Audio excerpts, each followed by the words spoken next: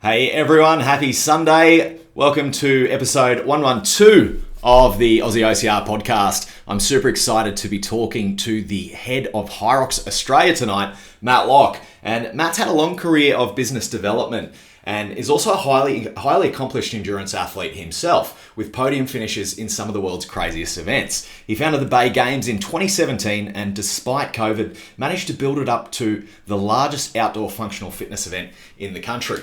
Now, he sold Bay Games in 2023, coming onto the Hyrox team and obviously bringing all of that experience in the fitness racing space.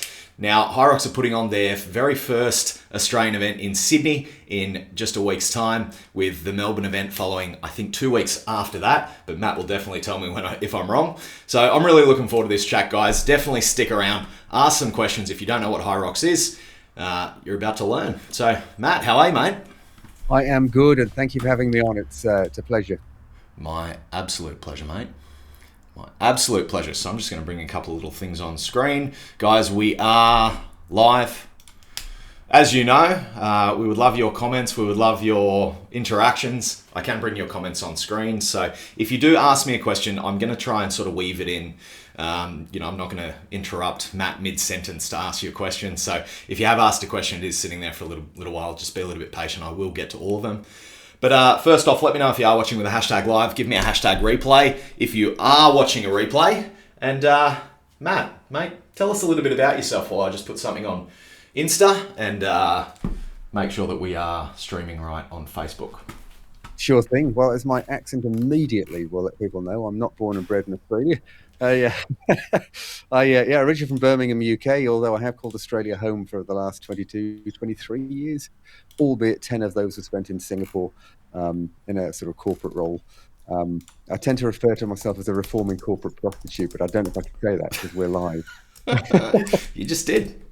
I just did. But I stepped That's out another of that strike on my account. Sorry for that. But so I stepped out of that about 8 years ago and have set up camp in Jervis Bay on the south coast of New South Wales, a little piece of paradise.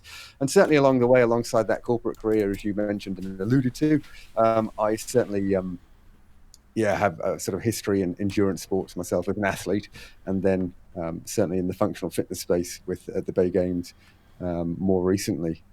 But yeah, that's me in a nutshell. So I'm married, have 2 fur kids, and live in paradise. And I have to say, have a job. This new job with Hyrox, building the team and the brand here.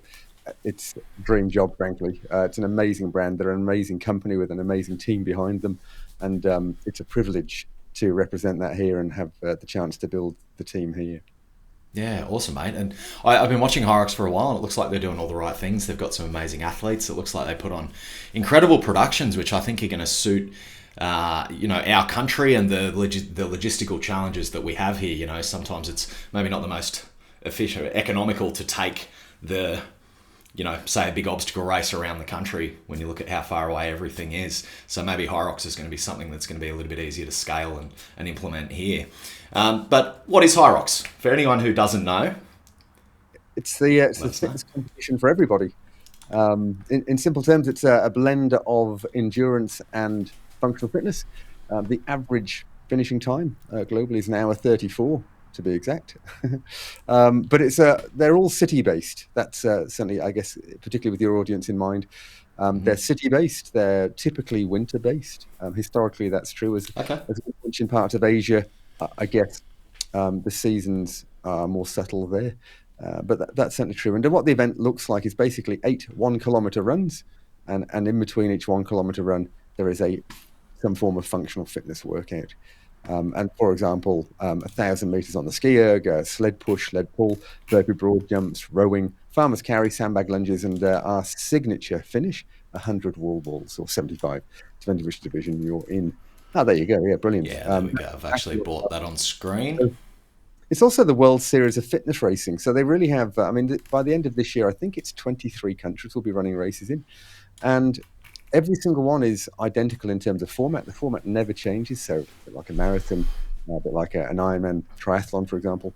Hyrox is the same in as much as it doesn't change. The format is identical. And one of the things that warmed my heart when I was sort of first stepping into the world of Hyrox, I went to one of their events in Glasgow, They had nearly 4,500 everyday athletes go through that event that day, and certainly I walked out into the main hall the day before it went live, just during the setup, and I was like, "Holy beep! Like, this is huge." 50 sleds, 50 ski ergs, 100 sleds. Sorry, 50 rowers, and then 100 sleds, because there's 50 push, 50 pull.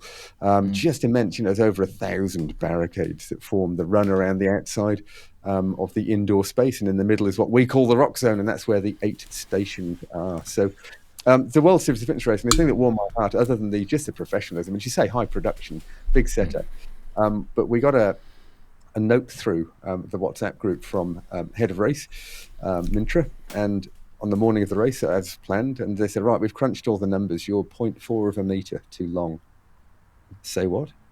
Yep, the course is 0.4. You need to lose 0.4 of a meter. I was like, wow, you've got me. You have got that. They've really got that McDonald's experience going, huh? Yeah, it's pretty much within 0.1 of a meter. Wow. Yeah, absolutely. And it's interesting. Everyone focuses on quite rightly, the 8 1-kilometer runs. But it's actually 8 points. Little secret. Shh, don't tell anyone. It's 8.7 kilometers, because when you run through the in arch into the rock zone, you have to run to the start of the arch of station 1. You do station 1, and then you come out of the out arch for that, and to the out arch of the rock zone. Well, you add up all of those for the 8 stations, and it's basically 700 meters. So that would mean that not only does the outside track have to be an exact distance, but your distance to every station would have to be uniform at every event as well. Yeah, and that's a challenge, right? Because most venues are different. Yeah, for sure. We need roughly around 10,000 square meters of flat concrete floor. And in a perfect world, that's a lovely rectangle. However, along the way, different architects, they put walls and bits and pieces in the way, and you kind of have to make, at the end of the day, you have to work with what you've got. Sure. But it's a huge amount of work for the team to design each new venue, let's say. The reasons we just talked about. And it tends to be like exhibition halls that you'd be finding as venues? It normally is. Certainly here in Australia, it turns out that showgrounds seem to be somehow the most suitable.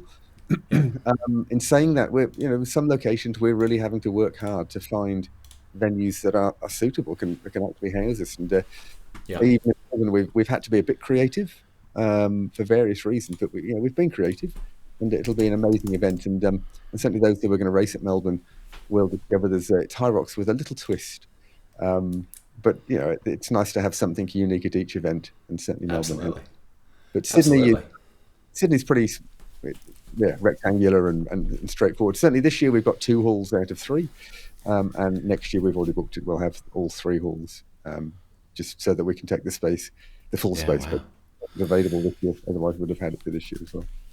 And I might just run through these comments, and I'll just acknowledge a couple of people that are jumping on. So Mon's on live, Dominica's on, Matty Day, Danny Taylor, David Brady. I think all of these people are doing Hyrox except for maybe Dom. Nobsy's here, and Dom jumping in with a question that I will get to soon. You said, "Hi, Danny. Got your email." What's that? Shout out to Danny. Danny Taylor.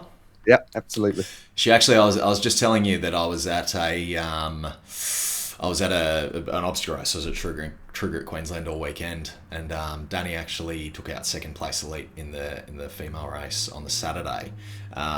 She will be completing, if I'm not mistaken, a pro division female event, and then I think backing up an hour later for the doubles event with her friend. That is exactly what she's doing. So yeah, that's typical Danny. I think she registered for the pro women's and then won a double. She entered one of the competitions we ran online. Oh wow! I didn't realise she'd won that second ticket. Yeah, we're all a little bit screws loose, and because you're an endurance athlete yourself. Yeah, well, that's true. Yep. Mate, Corey Ryan's here as well. Hey, Corey.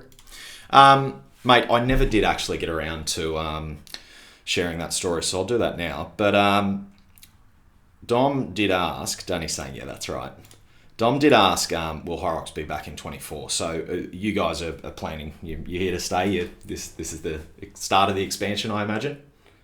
Yeah, Dom, rest assured that I've been put in place to build a team here in Australia, to build the brand here and to run multiple events every year on year, and to grow the brand ultimately. So not only will we be back in 2024, we're not going anywhere. We're going to be here the whole time. So we're really building a local Australian team. I live in Jervis Bay, New South Wales.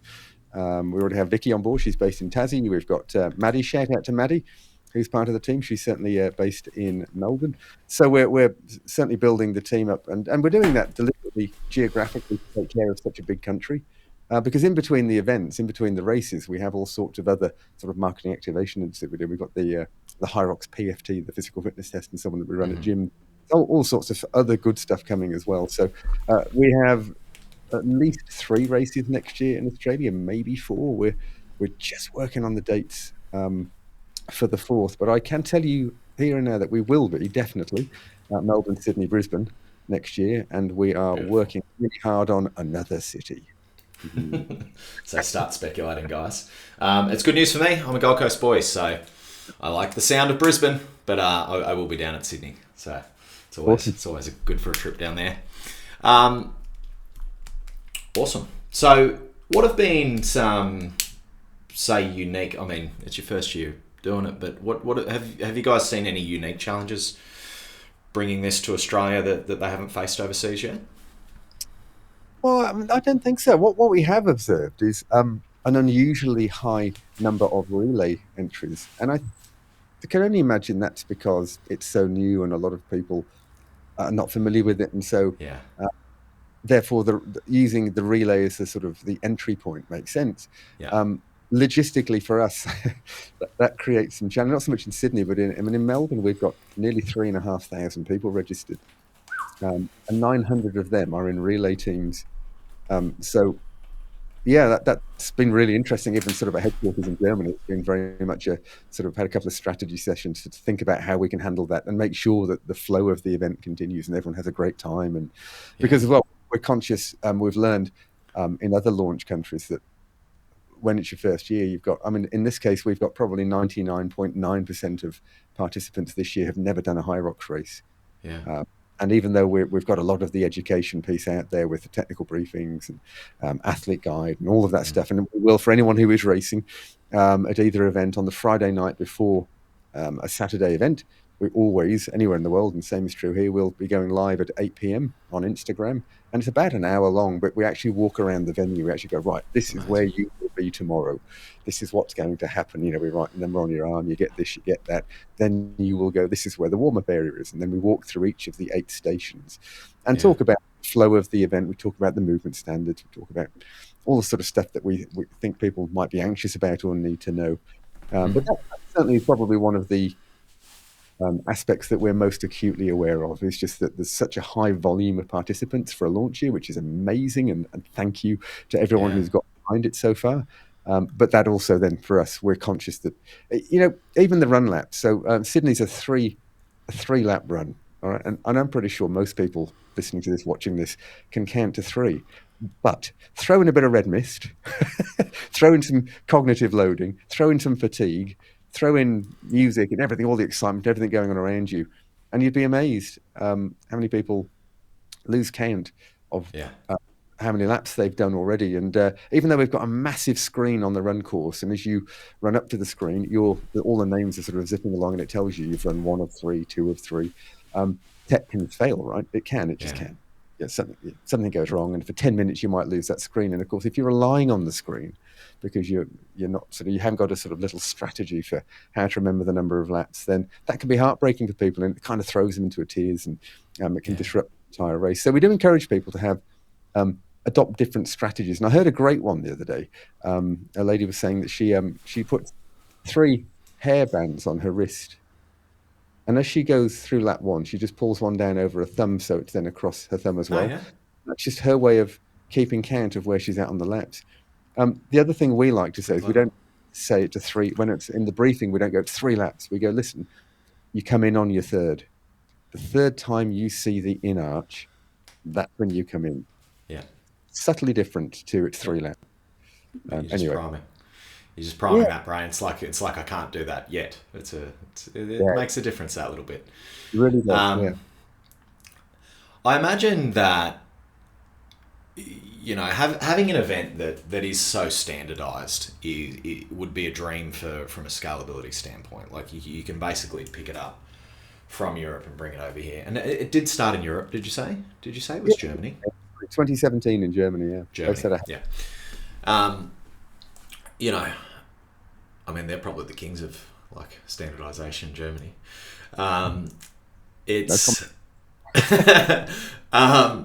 You've got those advantages of being able to replicate an experience, and things are already systemized, right? So you already have how to do lists for pretty much everything.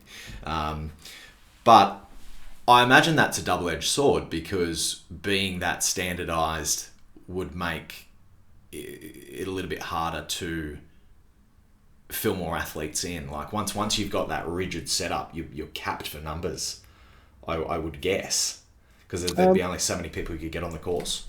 I mean, you're right. So the way a Hyrox race works is we have a starting tunnel, and for anything other than relays, and that's one of the other things I loved about it when I saw it was that there's in the tunnel there's two massive screens, and it's counting down 10 minutes, 9:59, 9:58. That's cool. There's all motivational stuff going on, all that, and for sure, when it gets to about 10 seconds, there's the space shuttle sort of building up to launch, lift off, and it counts down, and boom, you go, and it's like this brilliant atmosphere, and it really pumps you and gets you going. And as you run over the line and start your race, behind you, those screens go 10 minutes, 9:59. Right, just carouseling through that, and so nice is once you know your race time for the day, that's your race time. Yeah, cool. It'll start at that time. So it's pretty regimented. Well, it is. It's just it becomes perpetual motion somewhat, and so even though we actually technically do have breaks to reset the weights between divisions and so on, most people are completely aware that those breaks are occurring, because there's never nobody on the course.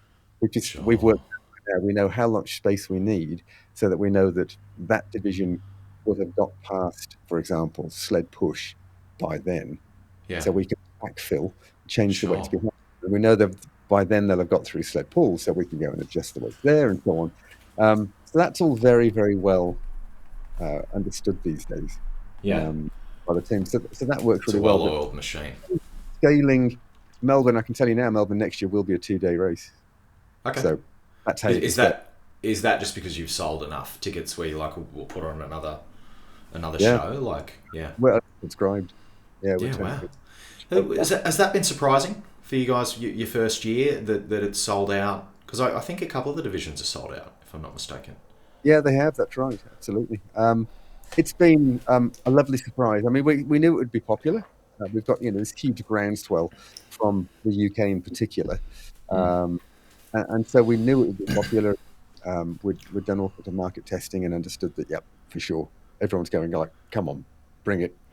We're ready. We want Hyrox. But the volume in Melbourne has been amazing, frankly.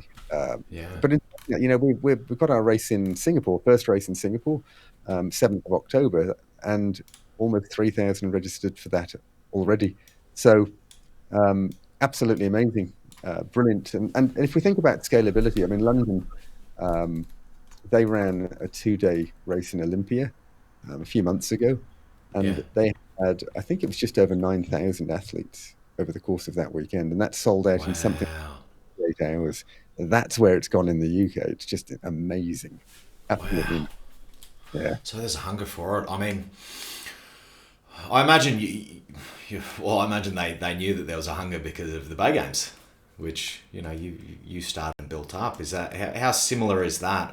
I know of it, being the outdoor functional games, but how many parallels are there? I think it demonstrates that even on a local, a smaller level, and certainly the Bay Games was smaller than Hyrox, clearly. Most things are. I mean, that was very much a functional fitness competition. It was, it sort of had its roots in the spirit of CrossFit, but we made it much more accessible. You didn't have to be a CrossFit to be able to participate at the Bay Games. That was the idea. We focused very much on the everyday athletes, but it still technically had some Olympic lifting in there. Not so much gymnastics, but it was an outdoor event. in sort of park, in a park locally here in Jervis Bay, right overlooking the bay, beautiful. But it didn't lend itself to gymnastics particularly. Yeah. But nonetheless, from an experience perspective, for sure, piecing together and building that business, and the complexities of managing an event that's outside and dealing with public land and all the different government agencies and so on. I have to say that was one of the draw cards with Hyrox. It's I don't really care what the weather's like. I Yeah. don't have to apply to 6 different government agencies for permits and so on. That can Yeah. I take imagine noise isn't as much of an issue.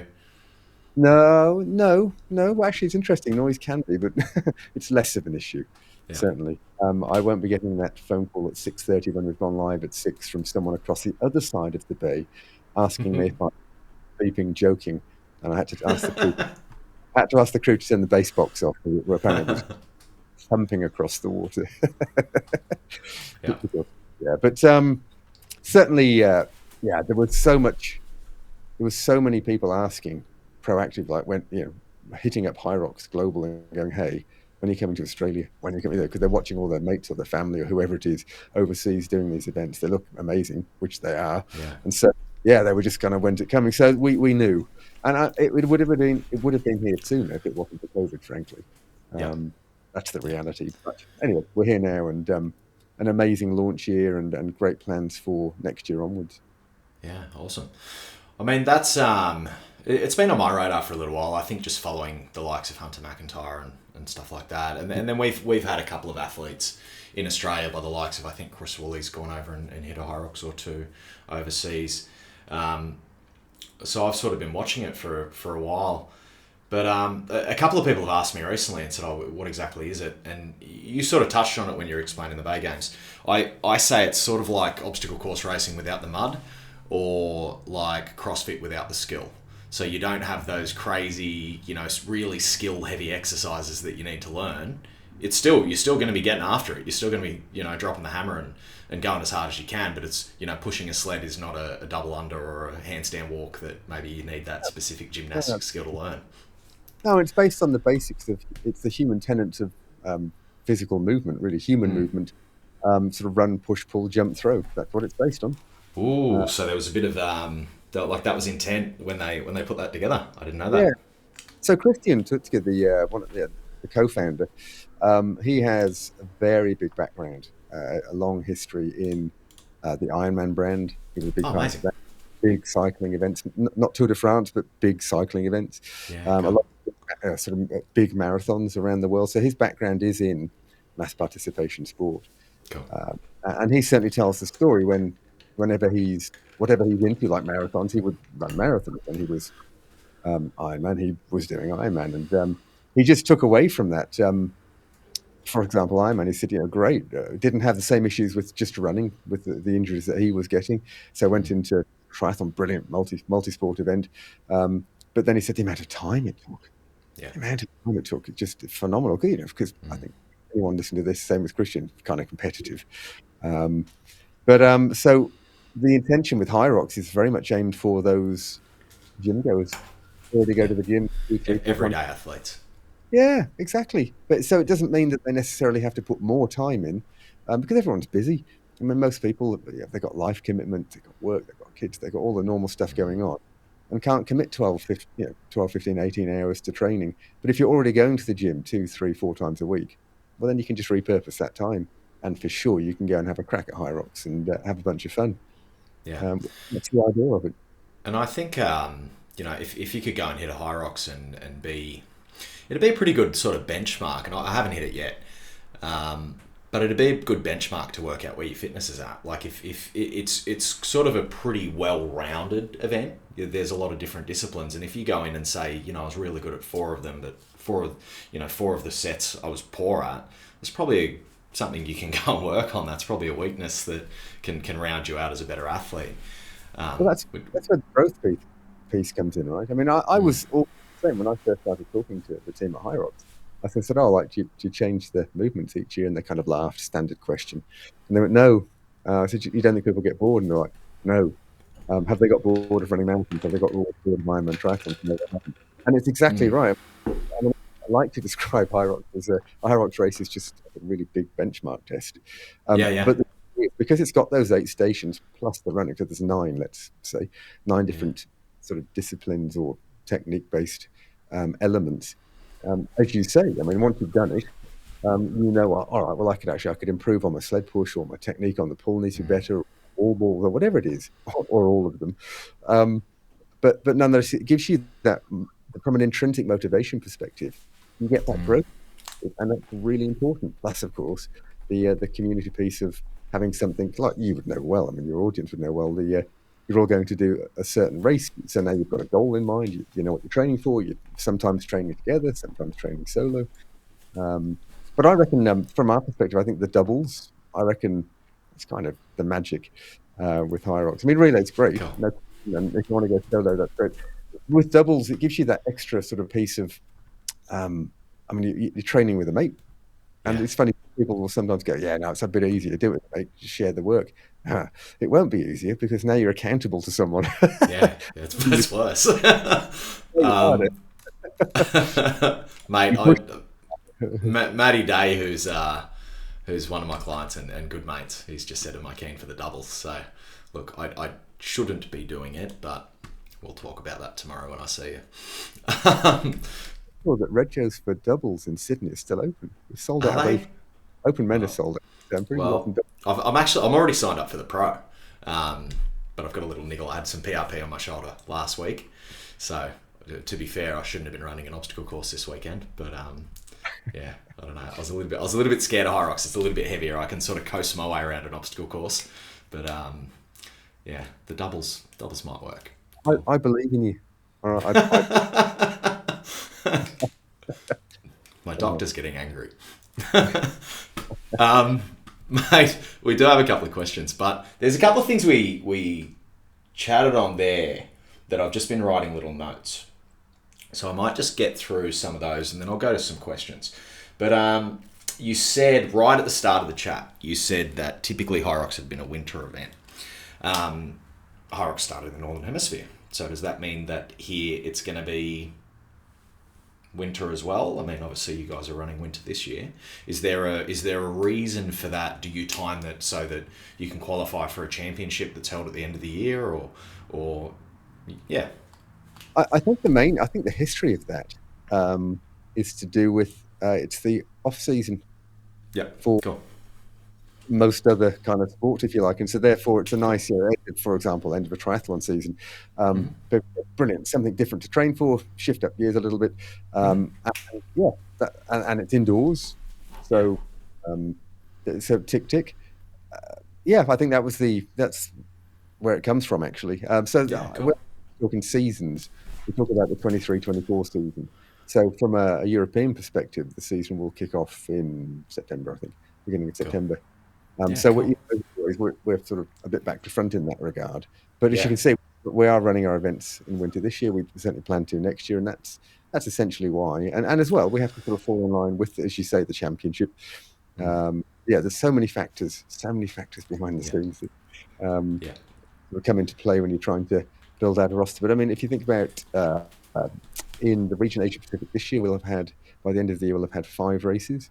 So 2 in Australia, 2 in Hong Kong, 1 in Singapore. Next year we'll have 12. So that's massive growth. And I'm going to say it out loud because it's 1 a month. You're going to go, that sounds like a lot, which it is, but we've got an amazing team, and for sure we're building right now. We're building for next year already. So awesome.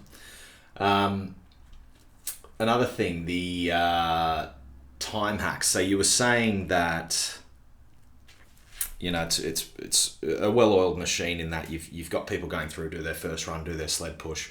You sort of have an idea of how fast they're going to be off the sled, and you can start stacking weights for the next age cat division, whatever it is. Does that mean that you have strict time hacks for each segment, like cut-off times? So you have to be off the course by this point? No. So with Hyrox, you don't have to qualify, and there are no time caps. Okay. Has that brought them unstuck at any point when you've got an athlete coming through that's maybe delaying a bit? Well, we've got I think it's 150 or 160,000 athletes this year. So far, so good. Wow. Globally. Yeah. But yeah, no, so it's really not an issue. And so that's one of the things we like to, I mean, we celebrate 2 world records each year, the fastest Yeah. and the slowest. Because at the end of the Wow. day, it's about getting through it. It's about participating. It's about That's being part amazing. of it. So yeah, those are the 2 world records we celebrate each year. Yeah, wow. And speaking of world records, for anyone looking to really drop the hammer, in the pro division, and you can find all the records on the Hyrox website, which I might just bring on screen. In the pro division, we have Hunter McIntyre with a 54.07 set this year, and for the females, we have Meg Jacoby with a 58.58 also set this year. Amazing. To let you guys know what the weight and the distances are, so for anyone who doesn't know, so we did have the format here. So it's 1K run, you've got a ski erg, then you've got a 1K run, you've got a 50 metre sled push, 1K run, you've got a 50 metre sled pull, a run, 80 metres of burpee broadside jumps, run into a row, 1,000 metre row, run into a 200 metre farmer's carry, run into a 100 metre sandbag lunges, and then you finish off with a 75 or 100 wall balls, depending on the division. So the weights of those different sets for obviously the ski erg, the rowing, the running is always going to be the same, but the sled push in the male pro division is 202 kilos including sled. The pull is 152 kilos including sled. So if you were just rubbing your hands together saying I can do 50 meters, just think again. It's some heavy weight. Then you're going to go into much more of a cardio, body weight focused exercise with 80 meters of burpee broadside jumps. You go into the rowing, then the 200 meter kettle farmer's carry at 2x32 kilos for the male pro division. So that's pretty heavy. To give my obstacle racers a bit of a comparison, probably everyone watching will be familiar with the Spartan farmer's carry, where you're going to be carrying the jugs of water. They're usually around 20 kilos. So 32's up there. 100 metre sandbag lunges is 30 kilo for the men's pro division, and the wall balls at 100 wall balls to finish the event at 9 kilos. So those wall balls will be an absolute killer. Yeah, the 10-foot target for the men and 9-foot for women. Have fun with that. Interesting bit of trivia for you. You were talking about winter being the off season. Bit of Australian trivia. You've seen the Aussie rules. Yep. So they started that in the off season to keep cricketers fit. So that was where that sport got invented. Didn't know that. Is that true? Or Yeah. you Yeah. kind of the Somebody told me at the Aussie rules football not long ago, but they were all so drunk, so it could be wrong. So maybe Google it before you start telling people. But it sounds good. Makes sense. Do you guys track individual segments? So obviously you track the total time, but we were talking about the race sort of acting as a bit of a benchmark. So it's a bit of a you can see the progression built in. You can go, oh, I'm faster this time, or I'm slower, or the farmer's carry was harder, so maybe I have to work on my grip strength a bit more. Do you guys give, like, what's the tracking look like as far as what sort of metrics do you keep on top of? Who likes working with data? You're going to love Hyrox, because Yeah. we work with our timing partner is a company called Mika Timing. They're out of Germany. At every race in the world, at least 2 of the team from Mika Timing are present in the race office. Wow. If you're racing, you'll never see them, but they're in there, and they have a whole array of equipment in front of them. And because we've worked with them forever, they really understand a Hyrox race. They know it intimately. And so basically all of your splits on the run, you get partial splits on the run as well. So you get all of your split times on the run, each station as well. Every station you'll get your split times. And that's available to you immediately as you finish. It's there, it's live. We certainly reserve the right to make adjustments for 48 hours because things come up. You find out someone didn't do something as they should have done, so you need to go and end their time, apply a penalty or whatever it was, or correct a time if something's gone wrong. But it's a huge amount of data. So for sure, when you then look at it and go, well, all right, brilliant, I've just done an hour and a half. I reckon I can go a bit quicker here. You can actually go and see your times. So then when you do your next race, you can absolutely compare. And that's fantastic. yeah, no, it's absolutely it's a hugely technical system. Like I say, it's a very, very impressive system. And I was race director in training in Hong Kong earlier this year, and so I got to interact quite deeply with the Mika timing guys. And when not complaints, but people are making challenges, going, "Oh, that's wrong," or "This is that," or to see the depth that the Mika team can dive into. In real time, you just walk in and go, "Right, athlete 1, 2, 3, 4, 5 says this," and they go, "Oh, okay," and pull up the data, but they can even dig deeper into that data and they go, "Nah, right." It's good. They might go, "Oh, I got a penalty for missing a run lap. I didn't miss a run lap," and you go, "All right." Well, and you can pull the data out and print it off and go, "Well, all right. Your pace for every other lap was this. For every other your 8 1Ks or your other 7, let's say, and on this one, and this was your pace, and you can see here that you're missing one of those." It's what it is. Like and they kind of go, "Oh, yeah, maybe I did. Maybe I did." Yeah, okay. But it's really good. It's a very, very impressive system, and it works well. It's reliable. They're great partners, and Awesome. they really understand. It's not just pushing buttons. They really understand the Hyrox race. So they sit there actually looking for anomalies. Some penalties are issued automatically by the system. So if you run in through the out arch or out through the in arch, you get a minute penalty, and the system just does that because it knows you shouldn't be where you shouldn't have just done that.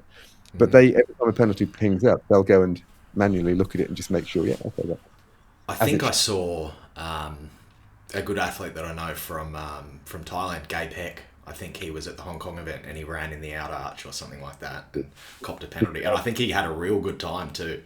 Oh, it was so, we were gutted for him, frankly. As it was all on camera. There was no way around it. Let's say it was, and he said that. He said, we watched the replay and went, "No, I did. I didn't mean to."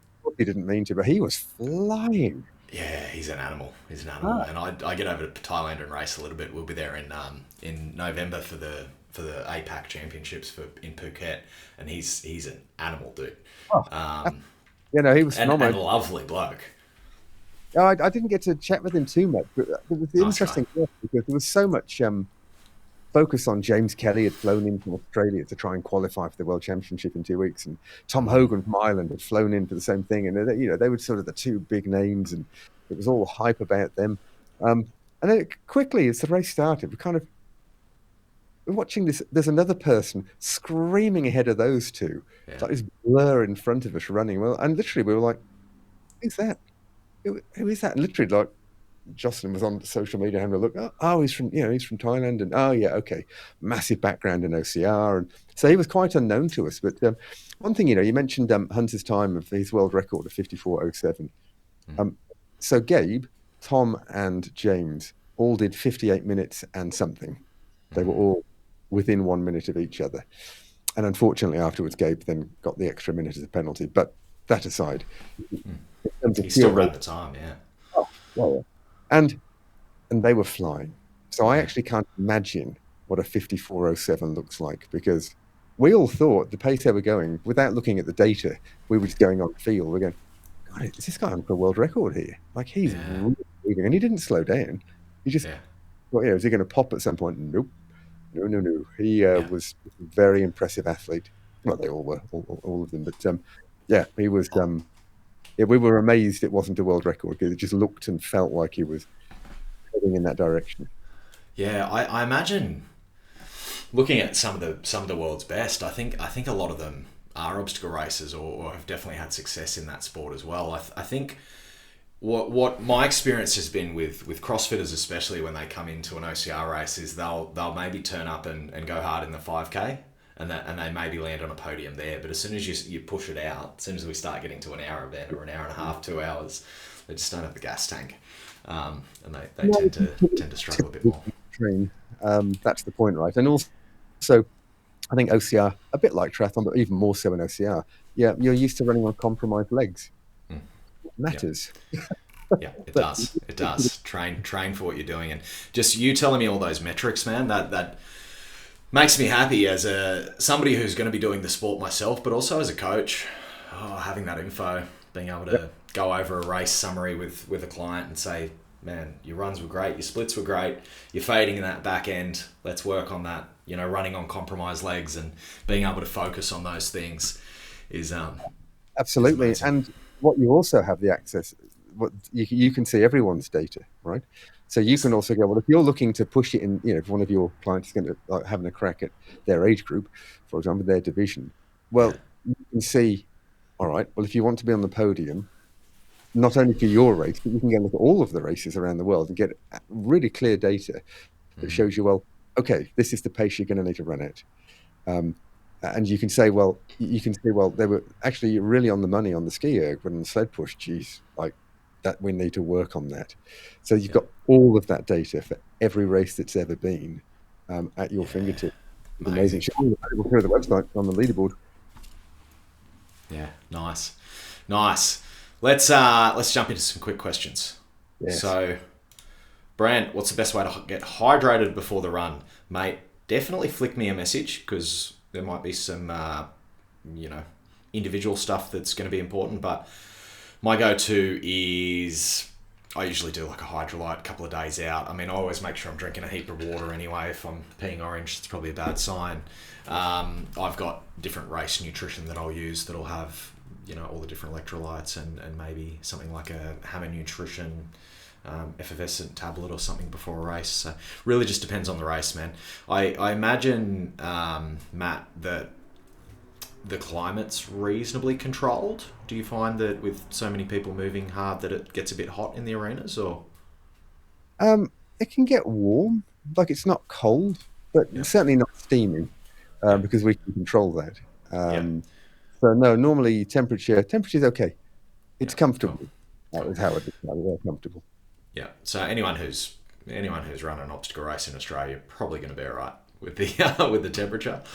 Yeah. Um, and I was laughing too when you were talking about you know the trick with the bands and making sure you're running the right amount of loops and keeping track of where you're going.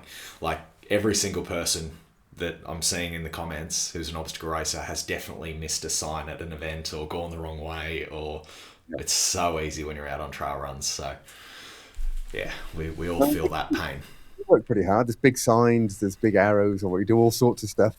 Yeah. And for the relays and the pro wave one of pro men and women, we are physically, we all get there and are directing and like pointing and all of that. Because at the end of we want people to have a good experience. We don't want them to go the wrong way.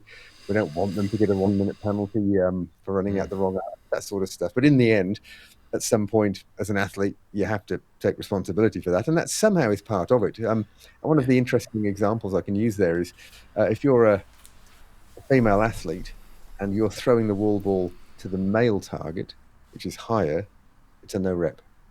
Now, one could argue and go, well, why? No That's making a... overachieving, ladies. That's right, yeah, exactly. But the point is, it's not the movement standard, and from a Cool. part of the race is to maintain the cognitive abilities to complete the movements as per the standards. So The Germans, man. yeah, no, right. Don't overachieve. Just aim for your own target. Yeah, I remember they were building a an Aldi near us not long ago. Well, it was probably 10 years ago, to be honest. They were building this Aldi, and we were talking to the builder, and they said they'd made a real small mistake with the slab, like the degree of something was out, and it was like any other job, they would have just put in a vary, it would have been fine. But they made him wipe the whole slab and redo it. They were like, this is the standard, that's what we told you, that's what we get, that's what we paid you for. It was like Yeah, German engineering. yeah, well, absolutely. But you know what? It's when I referred to my 10 years in Singapore, I was working for a German company, ironically based only 40 kilometers away from Hamburg, which is where in Lubeck, which is, but in Hamburg is where Hyrox headquarters is. Yeah. So that part of the world is like a magnet for me. I think it's, but I appreciate that. Yeah. I appreciate the whole approach, and I think it's important when you're building something that is the World Series of fitness racing, and people leaning in, not only as sort of the everyday athletes, but you've got more and more sort of elite level athletes moving in, and they've got sponsors, and it becomes a business for some of them. Absolutely. Then of course it has to be right. Yeah. It can't be kind of well, it'll be okay. Well, no, it has to be right. I think Otherwise, the integrity of the sport is at question. I think that's going to be refreshing for a lot of people watching, and a lot of the OCR guys, because I think that's an issue in the sport.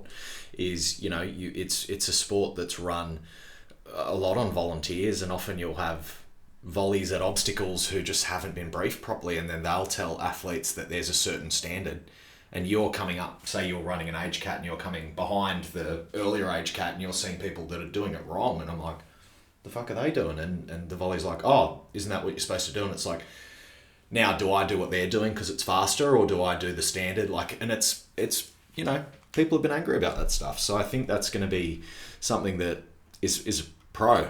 I mean, if you're using the higher wall ball target, that's a rough one. But I think it's definitely a good thing. Using Gabe's example, one of the debates that were one of the Facebook communities were debating it in some detail. And that's not a bad thing, because that adds a level of scrutiny to us as well. And overwhelmingly, everyone was saying, well, fair play, Hyrox. It was, he did go through the wrong up, and therefore it's a 1 minute penalty, so it was applied. But technically, he didn't gain any advantage from it. That was what some people were going, well, but that's ridiculous. There was no benefit to him. You go, well, no, agreed. Actually, there wasn't. If anything, there was if you got the slight disadvantage. Trigonometry, you could say, well, technically, there was probably a disadvantage. I mean, minutiae, but technically. But that's not the point. That's what it is. Broke the rule, and we were gutted for him, frankly. But what are you going to do? It's the rule, and that's what it is. It was applied, and he agreed.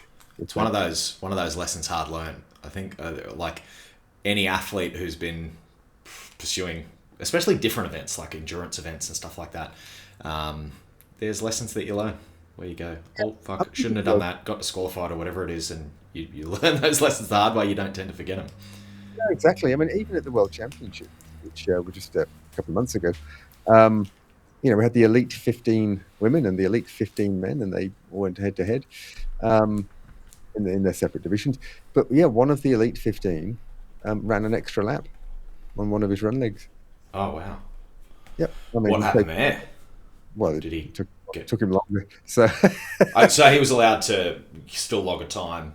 Yeah, so you can do more than you need to.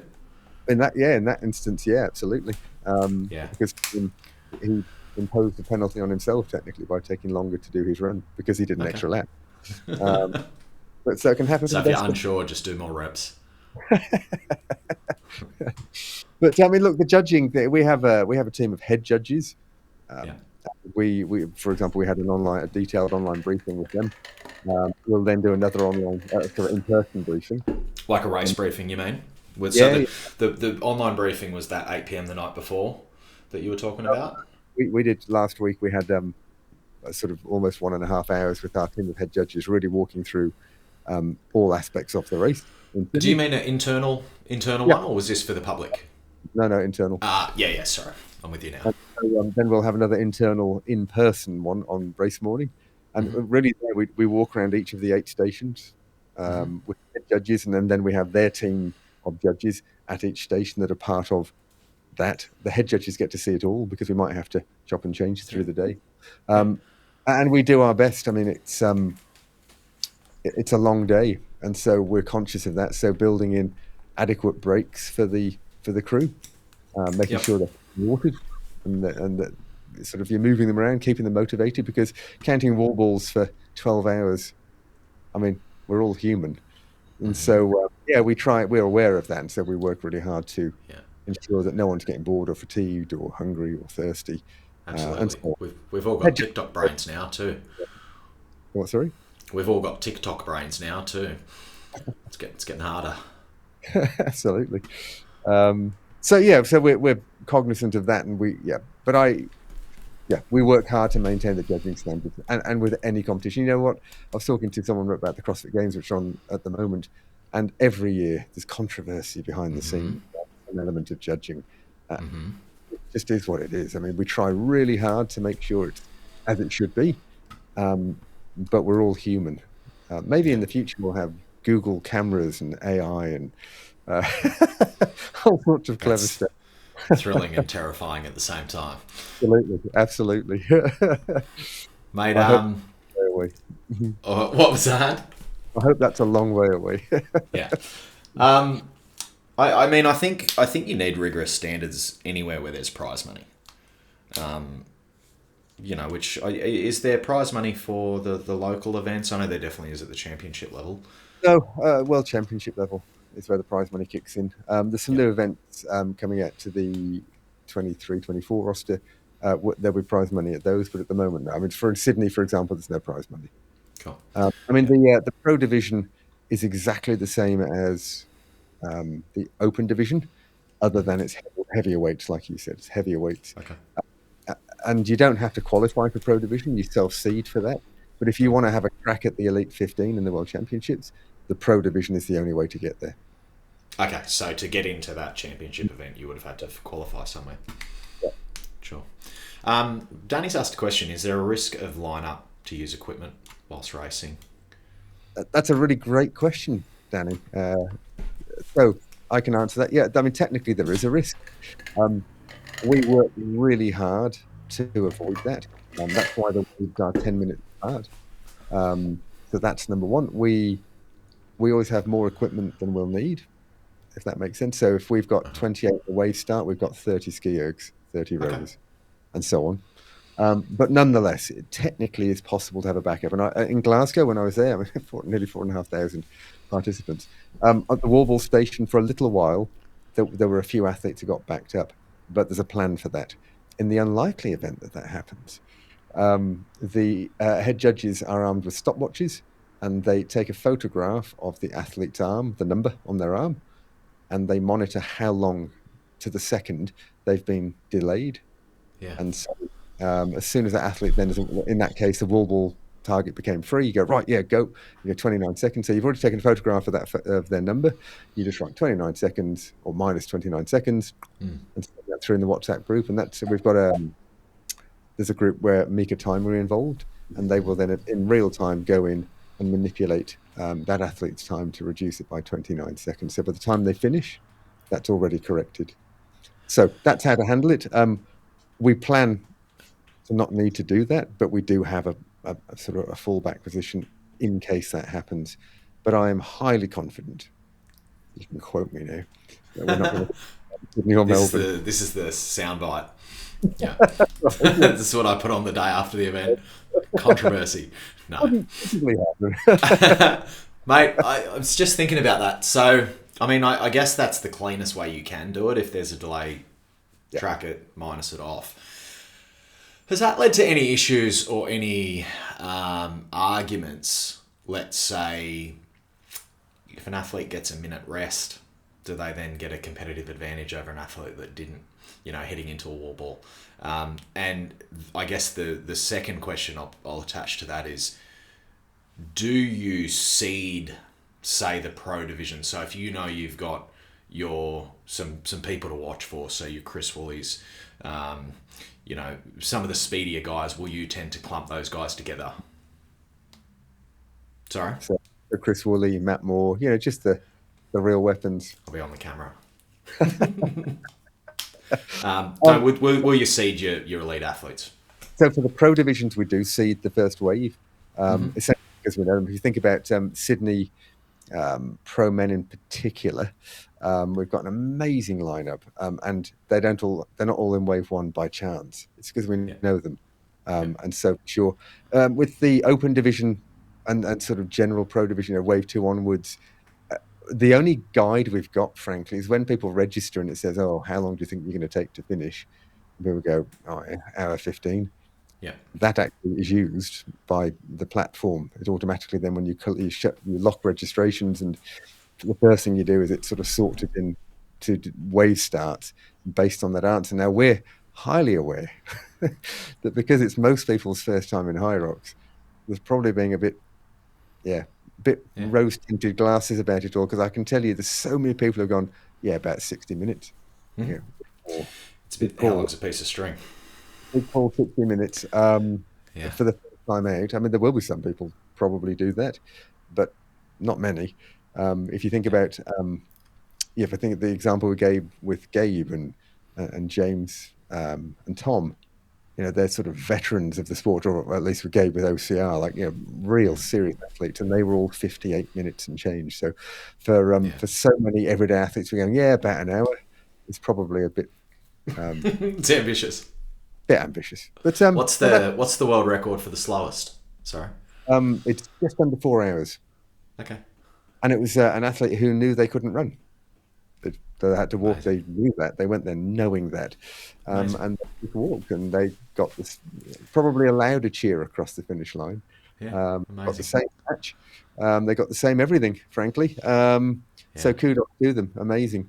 But so that's how we see the pro divisions, Yeah.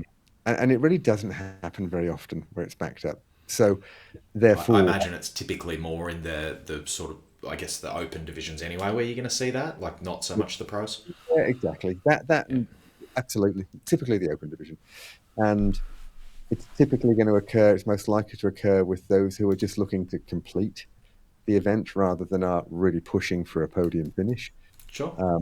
And therefore, the answer to your question is no, hasn't really been a big topic. And here, it's unlikely to be. There's certainly the example I saw in Glasgow, it was 9 seconds, 14 seconds, worst case 20 seconds or something.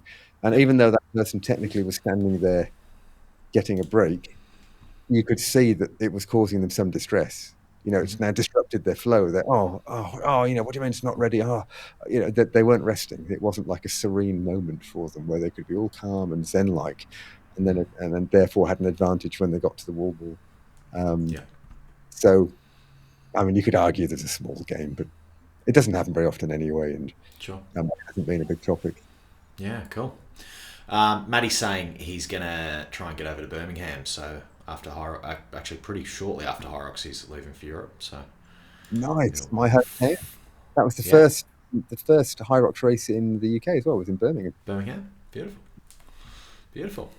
Well, when they say that, people start talking like, what's his name out of Peaky Blinders? Yeah, I haven't seen it. I was talking to my wife the other day about starting it. Yeah, it's good. A bit of a struggle to get through the accents to start with, but once I managed to get through it, it's a little bit like the fingers down, the whatever we call it these days, what used to be called a blackboard. I don't know what it's called anymore. But anyway, nails down that, frankly. But a great show. I could only recommend it. He's a great actor, the lead guy. Brilliant actor. I like UK accents. I lived with a Pommy for, I don't know, from when I was about 18 to about 24, and heap of his friends came over backpacking and used to stay with us, and I used to drink with all of them. I'm good with accents, especially UK accents, but once they start getting on the piss, it gets hard, especially the Welsh. Once the Welsh get on the piss, I've got nothing. Well, no, that can be like the Scots, yeah. Like especially with this, and that can get tricky. Yeah, absolutely. Shelby, that's his name. My name is Thomas Shelby. What was that, sorry? Thomas Shelby, when you get to see it, Tom. My name is Thomas Shelby. From Birmingham. Looking forward to it. Carly asking, is expanding to racing in New Zealand on the horizon for Hyrox? I can tell you now, we are working really hard to find a venue in New Zealand. So the honest answer is we want to be in New Zealand next year. Mm-hmm. But speaking candidly, we are struggling for a venue at the moment. And by that, I mean, we've got down to AutoCAD file drawings for 3 venues so far to really, and had the global ops team look at it. They're the most experienced and come back with it just can't work. So we're trying really hard. And if it's possible, we'll do it. But at the moment, we're really struggling with venues. And the venues have been amazing. They're accommodating. They want to have us there. We want to be there. But at the end of the day, we have to be able to make it fit and work. And as soon as you start, maybe the run could be outside and so on. Well, that's not Hyrox. Yeah, I get it. And that's where I was sort of thinking about the, from a scalability standpoint, having it so standardized comes with so many advantages, but there are, I guess, going to be some drawbacks to it as well. Has there been any countries where you just haven't been able to resolve that issue that you know of, that you've wanted to push into, and that there just literally isn't a venue? No, not so far. No, and I don't think so. I mean, we're expanding at the moment. We're sort of Middle East is coming online, South Africa, South America, and so far, no, Yeah, no. I mean, New Zealand's got like 4 million people. It's not a big place as far as having Well, to jam people into a shed. it's a very outdoor. It's a very outdoorsy environment there, isn't it? As in, a lot of the sporting stuff is done Yeah, outdoors. yeah, a lot of Um, adventure racing and stuff, and yeah, so we were looking at the showgrounds in Auckland, for example, um, and on paper, you kind of go, yeah, okay, we could probably make that work. It's just about big enough. yeah, But actually, unfortunately, the last week we confirmed that it just can't. And damn. we're really trying, I have to say. We really want to come to New Zealand. So And really, we really need those 10,000 squares, eh? be there. Well, we can make it work with eight, actually. We could make it. So it's just, it has to be at least a workable shape. Sure. Um, and unfortunately, the showgrounds there had some walls. They're normally air walls, which can move out the way. But unfortunately, with Auckland showgrounds, they're not air walls. They're walls. Yeah, They got big doors in them. But yeah, they're walls. They're really yeah, there. They're physical things that you can't run through. So that presented a real challenge there. And we tried twice, in fact. We sort of pushed back to the global ops team and went, "Oh, come on. Like, we really want this." And they went, "Yeah, we really yeah, want it too." And they had a look at it again and just came back to, "Oh, no way." They carved it up. And that was, as I say, within the Hyrox family. Yeah, the global ops team, they have by far the most experience with looking at venues and trying to yeah. make it work. Wow, wow. Well, hopefully you solve that because I think it'd do well over there as well. I think Yeah. the Kiwis are pretty hungry for that type of thing. Yeah, Corey, we do that. yeah, Corey's saying he'll hopefully hit Queensland next year. Mon saying mixed doubles, laughing. I'm sure that was just something that we said. I'm not sure. Um, is Hyrox expected to grow in? So Nick asking a question, I'd say he's jumped on after the start of the chat, which we got into this one pretty early. Is Hyrox expected to grow to other states in Australia next year besides Vic and New South Wales? So you did confirm Brisbane and one other venue that we can't name yet. Hopefully, So we're going to try and be, we're definitely in three states next year, but, Queensland being the new one. And one more. We're working really hard for one more. yeah, cool. Um, So, Matty Day, how do you find the relationship with athletes moving into Hyrox from other sports disciplines? Is it like this is becoming their primary sport to train for? Have you stolen some athletes and kept them? Yeah, seems to be. Yeah, absolutely. Cool. The It's I think interesting. A lot of people love the fact that it's standardized, and therefore they can really sort of compete against themselves, or next time mix it up and do it doubles, that kind of thing. But yeah, more and more people are turning it. It really is the sport of fitness racing. It's Hyrox is a sport for more and more people. That and I have to say the OCR. There's definitely a bunch of people shifting from OCR. I think it ticks a number of boxes. I mean, OCR is good, right? No question. I've had, I have done it myself. I love it. Um, but they're often quite remote locations, and by the time you finish, it's filthy and can be cold, and all of that. You've got to sort of get changed outside at the back of the car and get home mucky and all that stuff. A lot of people cite those as things they like about Hyrox. The fact that that's not the case. Um, a lot of CrossFitters are moving over, and if you think about it, it's logical. I think with the CrossFit community. I mean, you've got the diehards who are amazing athletes, and it's typically the ones who are good with the Olympic lifting and the gymnastics who stay with CrossFit. But you've got loads of people who use CrossFit as a means of sort of community and fitness and all those things, but aren't necessarily very good with the technical aspects of it, uh, or are injury prone on that basis. Yeah, And therefore, they kind of go, "Well, hang on, I'm quite strong, I'm a good athlete, but it's the technical stuff that lets me down. I can't do muscle ups, I can't do handstand walking, whatever it might be."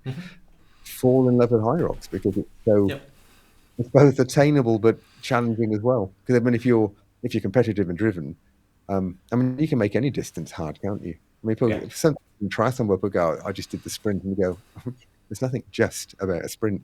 If you go really hard, if you redline it in a sprint the whole way, that's a really hard thing to do. Um, and the same is true with the Hyrox race. I mean, you can kind of cruise through and just have a good time, or you can, yeah, and for sure, it's 90 minutes or less of, yeah, hard work. yeah. Um, I I agree with everything you said too. I think, I've never been big into CrossFit. And I'd probably be alright at it if I tried to spend some time there, because I'm a bit bigger than, I guess, the typical OCR athlete. I'm a little bit stronger. But, CrossFit's been amazing for my business, because when you've got 45-year-old Susan who goes in to train with her friends and they go, well, you can't do a pull-up, but we'll show you how to do this, and then you can do pull-ups with the rest of us, and all of a sudden her shoulder's fucked. That's good for me. So it's not good, but it's, I've had a lot of people who have had injuries out of CrossFit, and I think this is going to fill that need, without, being that really skill-heavy exercise that is a little bit more treacherous. And to be fair and clear, it's not CrossFit's fault that people suffer injuries and so on. It's not. It's the nature of the technical movements.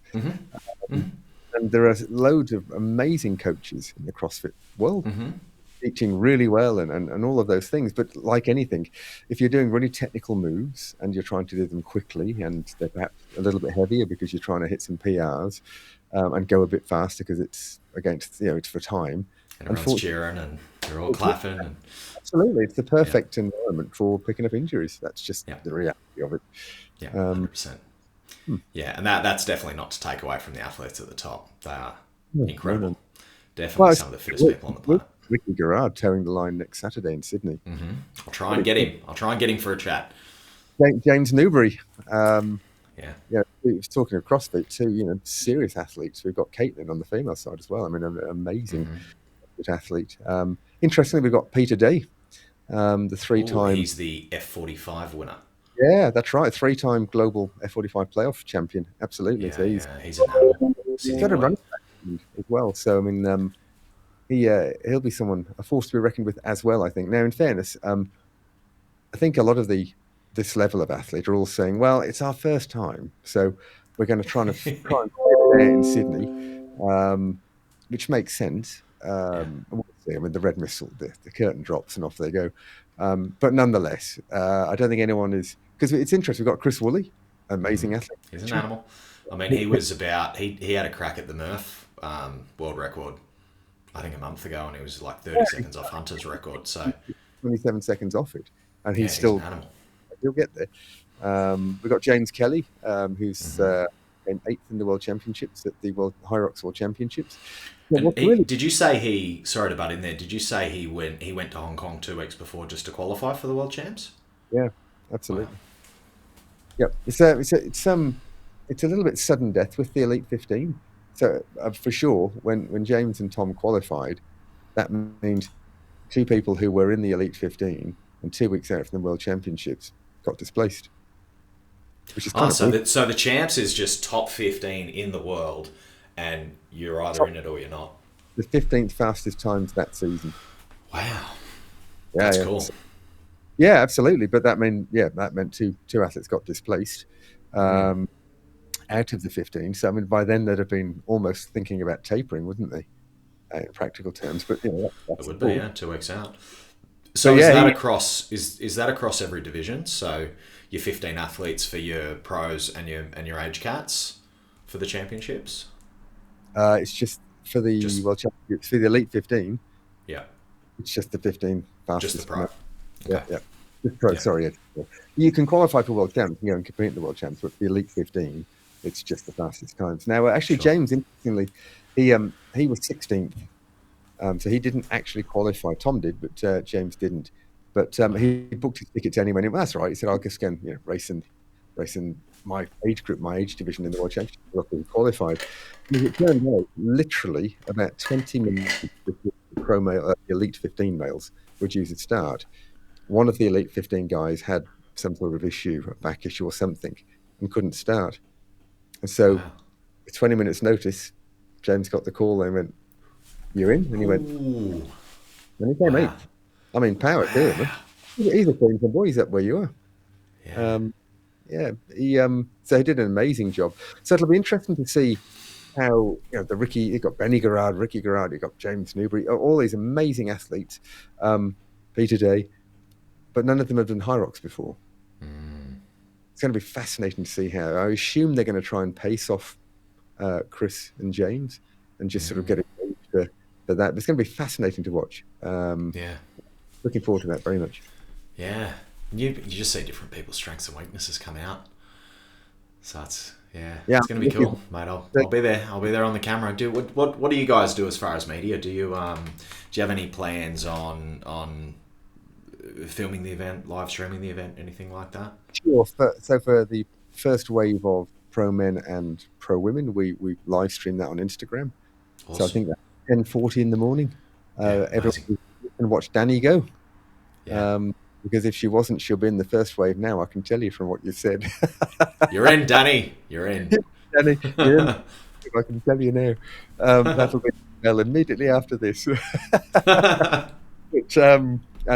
just to be clear, it's that Matt's fault, not this Matt's fault. All right. Everything's this Matt's fault. Matt didn't do it. But yeah, so that's 10:40, I think, in the morning, and then 10 to 4 from memory is when the pro men will be. So both of those will go live on the Instagram channel for sure.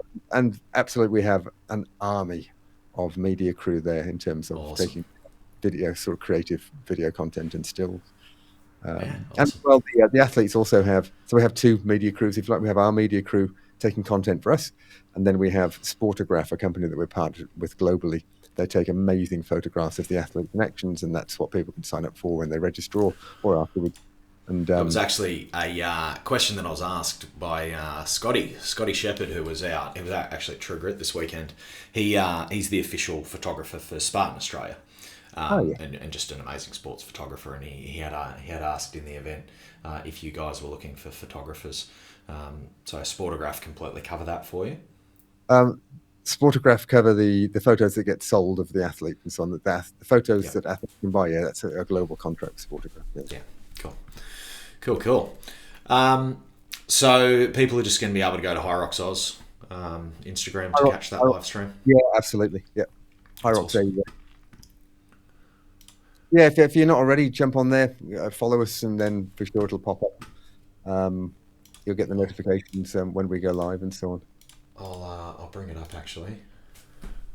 I did have it up on the screen before. I had a couple of videos and stuff playing for anyone watching, but I'll just drop the Hyrox Oz.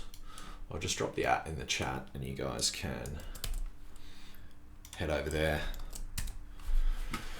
and check it out. Also, if you are doing the event, they do have quite a little bit of info as far as technical briefings and different stuff. The cool thing about an event like Hyrox, because it is standardized, because it is the same everywhere you go, it's not like a Spartan race where we're waiting the week off to get the maps and what are we going to do? Which hills are we going to fucking run up? Like what it is. You're going to be able to find content from somebody 2 years ago that's going to still be relevant now, which is really cool. So yeah, absolutely. I mean, we try not to change venues. I mean, I've talked a little bit around already how much work it goes into sort of designing each course for each venue. But we typically sign multi-year contracts. So when we're present in the cities we'll be in next year, just know that for sure behind that are multi-year contracts. So we're here for the long term. Yeah, cool.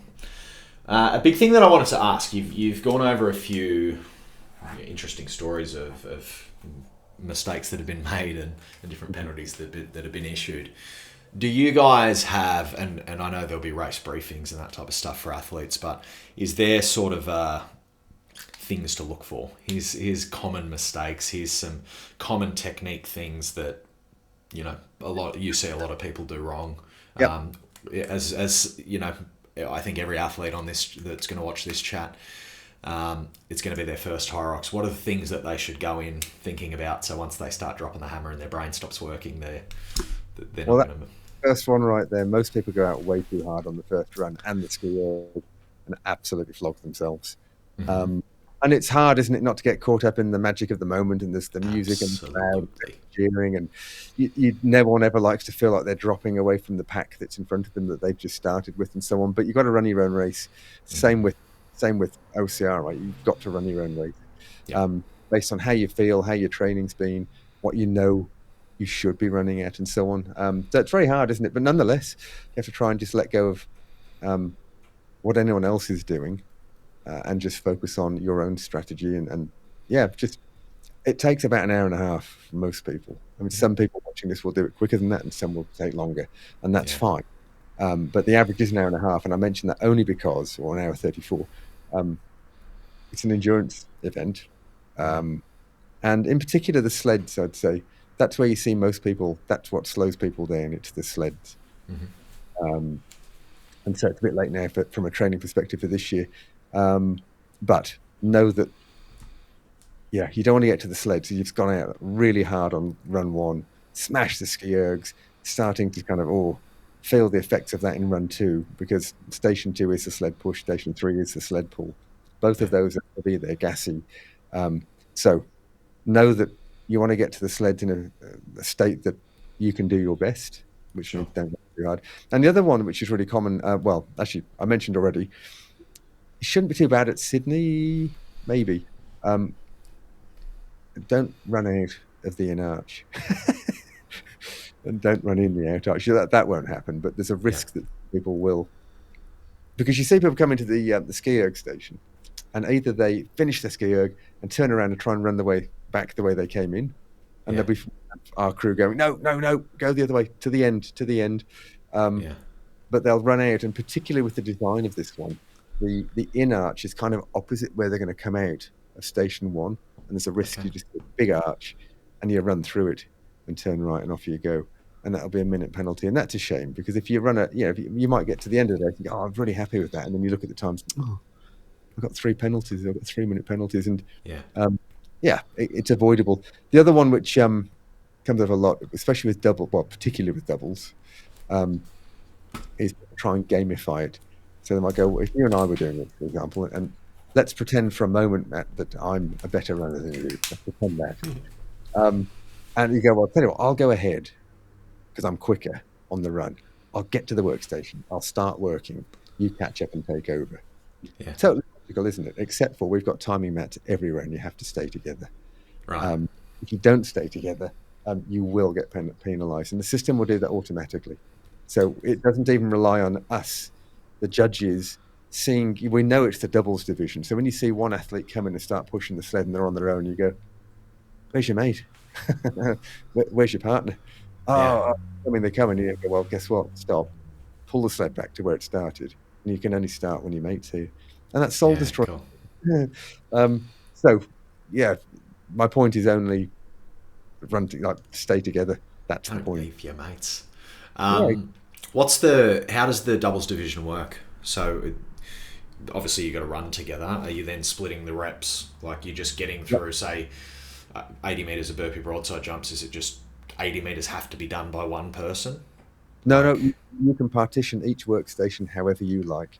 Yeah. So what I meant is, like, can one person do 20 meters and then the other person can take over for 10 and then back to the first? But Equally, if you were particularly good on the sled push, you can do the whole thing. I just have to walk in the lane behind you. Sure. Okay, Maddie, we will do the doubles. Good luck.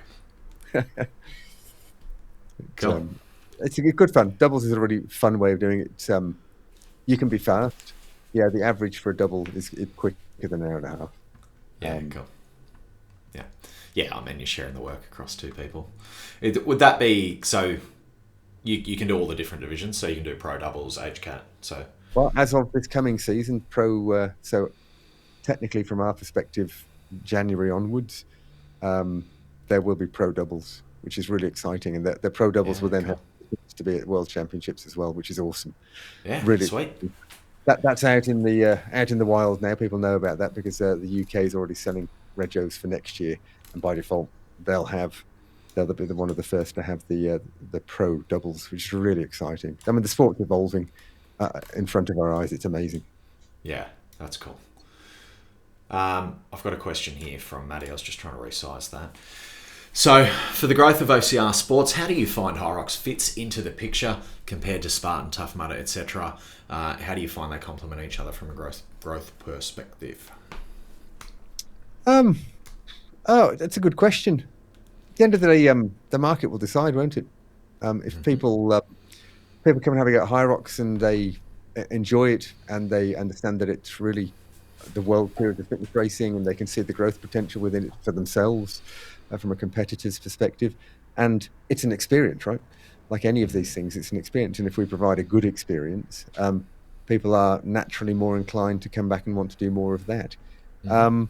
So I don't know if the OCR sport is growing. It certainly isn't growing at the pace of COVID hurt trade. it a lot. Yeah, it really did. Particularly here in Australia, right? Countries like Australia, it really, didn't help at all. And so, the market will decide. I mean, they're different types of racing. I think they appeal to. There's some people who always want to go out, get muddy, but happy to go to remote places, get muddy, do the outdoor stuff, and so on. And there are some who prefer, in the end, have the taste of not doing that. It's a bit more convenient because it's in the city, and it's not such an effort to be there, and so on. And they will naturally be more inclined to do Hyrox. I mean, there's space for both, right? And that's the point. Yeah. And I think it's going to appeal to the middle of the market a lot more, Hyrox, than an OCR. I think there's going to be diehard OCR people who are always going to love that going away trips on your mates to, locations that are pretty far out there and camping and stuff like that. But I think you're going to get a lot more people out of F45 and a lot more people out of everyday gyms to get into Hyrox. yeah, absolutely. And again, if you think about what we said, that was the intended audience originally was the gym goers. Because they didn't have anything. CrossFit had their thing. F45 had the playoffs. But regular gym goers otherwise didn't really. Yeah, there's some little local comps and bits and pieces. But on the whole, there's not much for them. And so that's where Hyrox was born, really. It gave regular gym goers something to aim for, something to compete in, to focus on, and give purpose to their training rather than just bikini body, or I do it because I know it's a good thing to do, or it's the 3 hours a week, the 3 1-hour sessions a week where I can turn my phone off guilt-free, and just sit amongst a group of like-minded people, sweating and suffering and smiling and all of that. Yeah. Mate, where's the world champs? Where do they do that? It moves around. It flip-flops historically between Europe and North America. Yeah, cool. So it was in Manchester last time. Where's it bigger? Where are you finding the sports bigger? Europe or the States? UK. UK. Yeah, I mean Europe, but I mean the UK is just next level, frankly. It's amazing. Wow. That sold out every event this year, which is amazing. So, but Europe, I mean, it's from Europe, right? So it's had a bit longer to grow, plant seeds there. Now we're seeing, as we're talking, some of the registration levels we're talking about in Australia and in Singapore. Next year we'll bring South Korea and Taiwan online. Thinking from an APAC perspective, and at some stage Japan will come online. So, yeah, exciting. I mean, it's really exciting. But yeah, Europe at the moment, and that's underpinned by the UK. Is there any thoughts from a like growth perspective to, I guess, not tread on toes of events that are already in place? Like, is there any sort of thought about that? When you're coming into, say, the Australian market, you don't want to say schedule when there's big Spartan races on or anything like that, or do you just go, this is what we can work out for the dates and it'll all work itself out? I wish we had that luxury. I mean, so many factors. We wouldn't deliberately line up any of our events that were conflicting, obviously with any other big event, whether it's an OCR, whether it's, I mean, in Sydney, we've got a conflict with a day before the City to Surf. 80,000 people participating. Day after. I'll be doing it. I'll be doing it. Yeah, no, it's a good recovery run, right? So. Yeah. That's what you call it. But have you done the City to Surf? I know you're an endurance fan. It's world's largest running festival for anyone who's not in Sydney. I think they get about 80,000 people in the streets. It's fucking chaos. But don't do that. Do Hyrox, guys. Yeah, exactly. Do Hyrox. But that wasn't intended. We knew about it. But it was literally, it was that date. It was Saturday the 12th or nothing at all this year. And we went, well, all right, we've got to roll the dice, and we've got, it's amazing. We've got 1,500 registered athletes, which is already 50% more than is expected of a launch event in a launch year. Wow. It's already massively bigger in that regard. But honestly, when we piece together the whole regional, like we said, like one event a month next year, more or less, round numbers, and trying to align venues, trying to get venues in all those different countries aligned so that we can ship our 6 container loads of equipment from event to event to event, plus, of course, crew and everything else that goes around it. Plus all the public holidays, religious holidays, whatever it might be, school holidays, all those things. It becomes a scheduling marathon. So, as I say, we check for the big stuff in the cities, for example. Yeah, like Sydney Marathon or something like that. You're trying to. City Marathon, that kind of stuff. We do check for that, but otherwise, we just have to make it work for us as an organisation at the end of the day. Yeah, there's, it's not a massive industry, and I'm talking from an OCR perspective. It's not a massive industry in Australia, and occasionally we'll get, a Spartan and a True Grit be scheduled on the same weekend, and it's it's not great. It's not great to have to choose, but there's so many moving parts. Because people will say this is bullshit. I'm like, I'm sure they didn't do it on purpose. Like, there's so much shit to get organised. Doesn't help either of them either, frankly. Look, there's been a funny couple of years, sort of post COVID. There's been a lot of catch up, a lot of brands kind of just trying to get back out there and catch up. So actually, the market's flooded with events, and some. I'm not talking about the two you are, but in general, some of those events won't exist. They'll fail. They just won't make it. Yeah, for sure. There, I'm not talking Spartan. I'm not talking True Grit. Just the smaller, more sort of local comps. Yeah. I mean, I think through COVID, we saw something like 50% of mass participation events in Australia that went under anyway. Like a lot of your small trail runs, a lot of your small, mum and dad events, you just couldn't hold out for 2 years, or maybe they had to refund, 5,000 tickets, and you've already spent all your ad spend, and you've already, outlaid a bit of cost for an event that you couldn't pull back, and that's enough to go under. So it's definitely been an interesting couple of years, and we've seen some things disappear, but also you that creates opportunity in the market, and you see some things grow maybe faster than they otherwise would have. So yep. if Hyrox, I think at the moment is an example of, frankly. Yep. The growth is almost exponential at the moment. It's incredible. It seems like you guys are doing the right thing from like a production value standpoint, and obviously having all the T's crossed and I's dotted.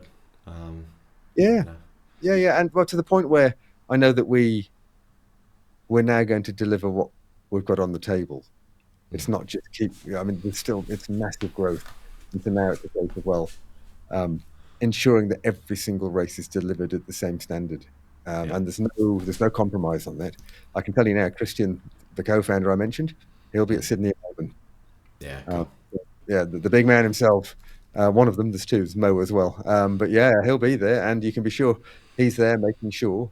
There's others as well, but he's there.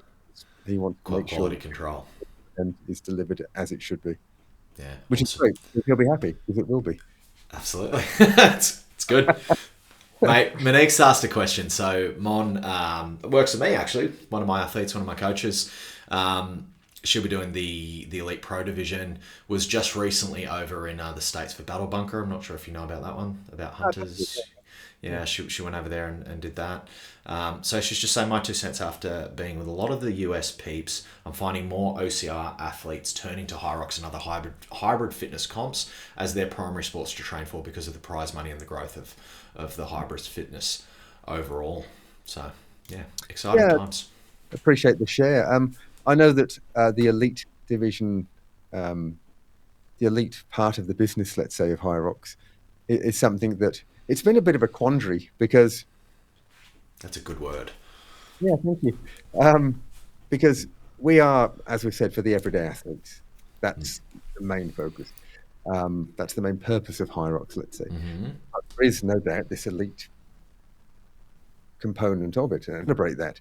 But when you try and when they try and cohabit in the same channels, it can be quite off-putting for the everyday athletes if all they see is photographs of these absolute weapon athletes, and that's their first look. Oh, that's amazing, but it's not for me. Yeah, intimidating. Oh, It really is. And it's interesting. A lot of people give feedback. Yeah, but I look at your social feeds and it's all just really fit athletes. And what's interesting is we manage that really carefully. And Yeah. so I guarantee that 50% is weaponry and 50% is more everyday athletes. Yeah. It's really managed in that regard. But I don't know about this, but I'm sure it's a bit of human psychology, but everyone still says, "Oh yeah, but it's full of the weapons," and I think it's because that's what we see. Because most of us look at them and go, "Oh, that's not me." We start immediately. The inner voice starts talking to our own whatever, Mm-hmm. lack of self confidence or our own belief systems or whatever it is. Yeah. And when we see the everyday athletes, well, there's no real context. There's nothing that we're comparing ourselves to, and so it's almost as if we become blinded. We don't see them. We don't see that. We don't remember that bit. Yeah. We just remember and so for that reason, the elite aspect of the business of the sport will grow, but we'll kind of run them in parallel, and they won't cohabit so much. And I think that's really important. I'm really pleased that that's the approach they're taking, Yeah. because what we don't want is people to look at it and go, "Oh no, it's not for me." On the contrary, it's intended exactly for you, actually. But Yeah. if you Which want to is good. watch big dogs go, then you can. Here's the channel. Go watch and certainly we're increasing the production value of that from a live stream perspective. So when we live stream at a regular race, we have a runner and Mm-hmm. they have a gimbal and an iPhone. Mm-hmm. And actually, people like it. They go, "Oh, I quite like the rawness of it." You feel like you're there, and Yeah. the runner runs to workstation one, and there's someone waiting to hand off, and they handle it while the runner catches their breath, and they've got to get up close Yeah. and personal. That's what I've done for OCR. I've rabbited Yeah, like with gimbals and run and chased them, and yeah. yeah, it's fun. And it's good fun, and people seem to like the rawness of it. However, for the World Championships, we live streamed it professionally, and so sadly, you'll see more of that coming through. We've got some new races called majors, which there's 4 of those a year, and Yeah. some last chance qualifiers, and all of those will be broadcast at a level above a gimbal with an iPhone on it. Yeah. So that's exciting. So there's definitely an investment. I mean, as you would know, as soon as you start live streaming things professionally, that's expensive. Mm-hmm. It's a lot of time, a lot of planning, it's a lot of money. Prize Mm-hmm. money is the same story, right? I mean, you hear how much they won, but then if you add up how many divisions were there, how many people got money, and you add up the total amount of prize money, it doesn't take very long to be a big number. Well, And what were those numbers for anyone oh, who doesn't know?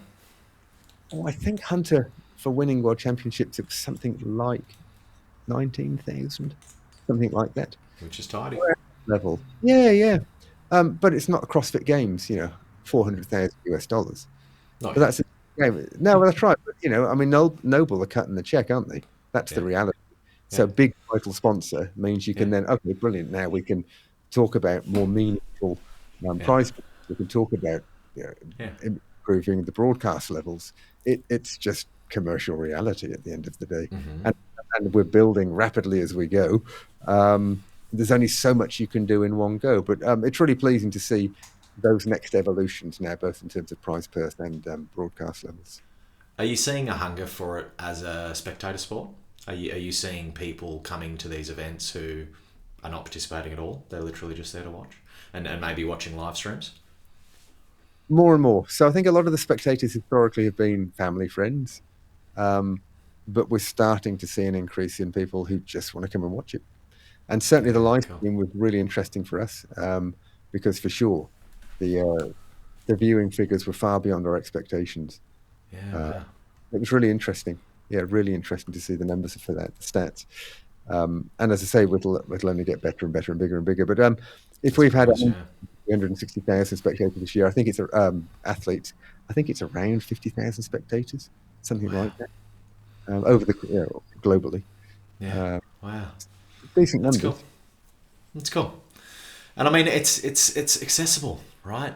Like if you, I mean, a live stream's accessible wherever you are, I guess. But if you're, your family's going away to do a Spartan race, it's pretty prohibitive from a cost standpoint to go with them, unless it's a family holiday.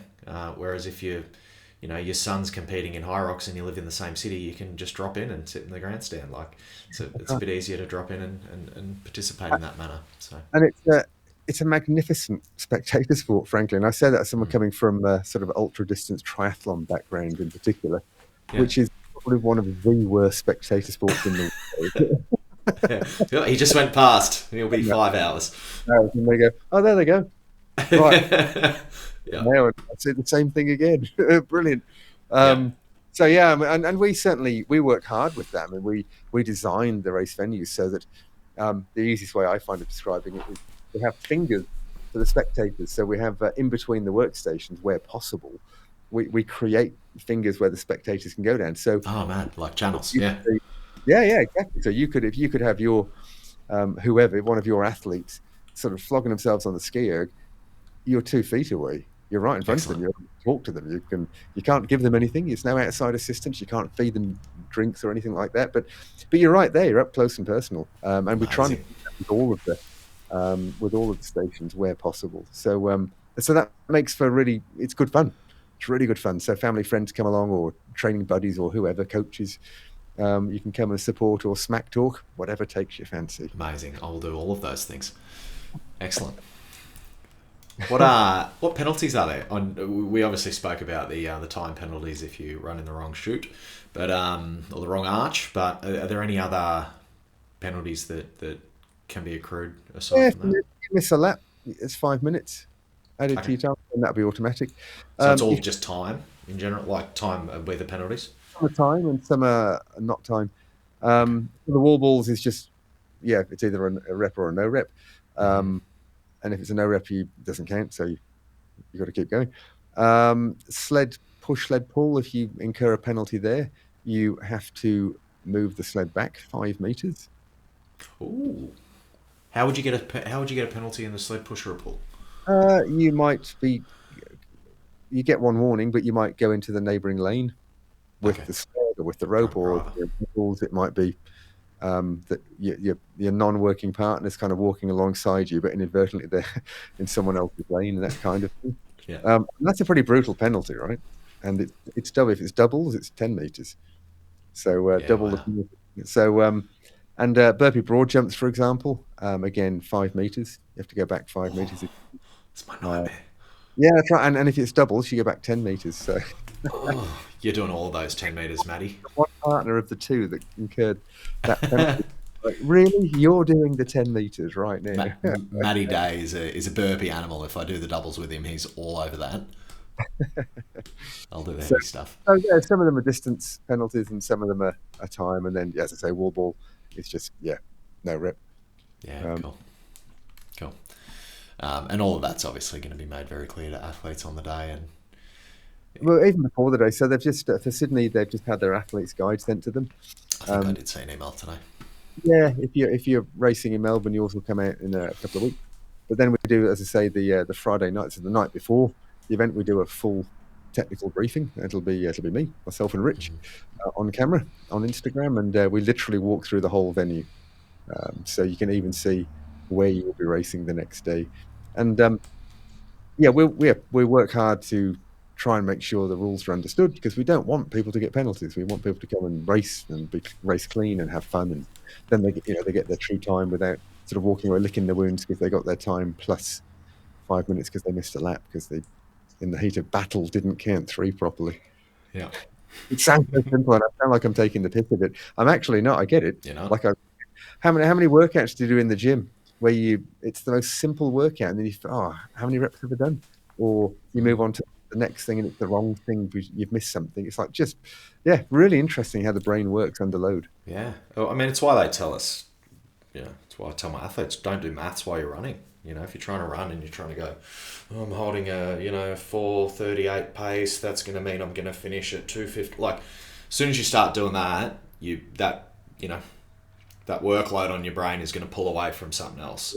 You're either going to miss a sign or it's going to come off your pace. You're just not going to be able to push as hard. Like, the more cognitive load you're under, the worse things get. I'm a little bit old school. I personally like to race by feel. Yeah. I certainly race day. For example, on the bike, I don't even have a computer on there. It's just by feel. I know what the cadence feels like. I know what the pace should feel like. But most importantly, I know how I feel. And that's the most important factor in the day. So certainly, for people competing in Hyrox, we have an aid station. It's inside the rock zone, typically close to the in arch, just on the inside of the in arch. That's probably true in Sydney and Melbourne. And there they will have available Red Bull is a global partner of ours. So we've got the energy drink that is Red Bull. We have another partner, rehydration partner called You Thrive, which is a relatively new product, new company based out of Sydney. It's awesome. It's an all natural rehydration product, coconut water, salt and juice and yummy, delicious. But really a hydration. When you taste it, and I'd encourage you to when you're at the race. Everyone actually, when you finish, you'll be given one in the recovery area anyway. Excellent. But when you taste it, you go, oh, okay, that's a proper rehydration drink. It's not just another drink. It's designed for when you've had a big sweaty workout or a race, and now's a good time to get the good stuff back into you. But there's also water as well, and so certainly don't to anyone who's racing, take advantage of that. It only takes 30 seconds. Don't get caught up in the heat of battle, and choose your weapon and go for it. So you guys are pretty strategic with the partnerships on that front. Like you're getting products that are the right product from a health and a performance standpoint, instead of maybe the company that maybe just threw more money at you but maybe was an inferior product. Like, is there some thought to that? Yeah, absolutely. Because in the end, it's you're aligning brands when you're partnering with companies, and so the value of that brand and the people behind the brand need to be aligned. It's not just a money grab. It can't be. It wouldn't work. Otherwise, well, you're attaching your isn't great. It's important. Cool. I'll looking forward to trying it. What was the company? That hydration product? You Thrive. UTHRIVE. You Thrive. I'll bring that up in a sec. Andy Nobb's saying missing signs. We've all done it. Nobbsy. So we have really big arches, big colourful arches with big numbers on and descriptions. We also have big floor stickers with arrows and that kind of stuff. But we're all human, so we also have humans there waving and pointing and trying to sort of head you off at the pass if you're going the wrong way. That sort of stuff. Cool. We do what we. What jobs are available in Australia? If you guys are expanding, will you be looking to expand your team? Was there somewhere somebody can look for that? At the moment, there's nowhere on the website, for example. But you'd be welcome to reach out through the Insta channel, or you can go to info@hyroxau.com. Cool. We project management, for example, logistics project management will be a skill set that we'll need to bring into the team. That's my background. Yeah, right, there you go. Logistics before I got into fitness. Yeah, sure. So that's definitely a skill set that we'll be looking to build out. We certainly as well, in each state that we go into, we look at building a small team of casuals that help us run some of the events, like the Hyrox PFTs, the physical fitness tests, that have been running certainly in Melbourne and Sydney so far, and to be fair, in other places as well, but the ones that we've been directly involved with. We actually did one at Danny's gym. Yeah, that's right. Yeah, absolutely. No, Danny's been amazing. Really got behind it, and I think she's done 2 now, and I know she's planning another. And she's a bit of a weapon, having seen her times. Yeah, absolutely.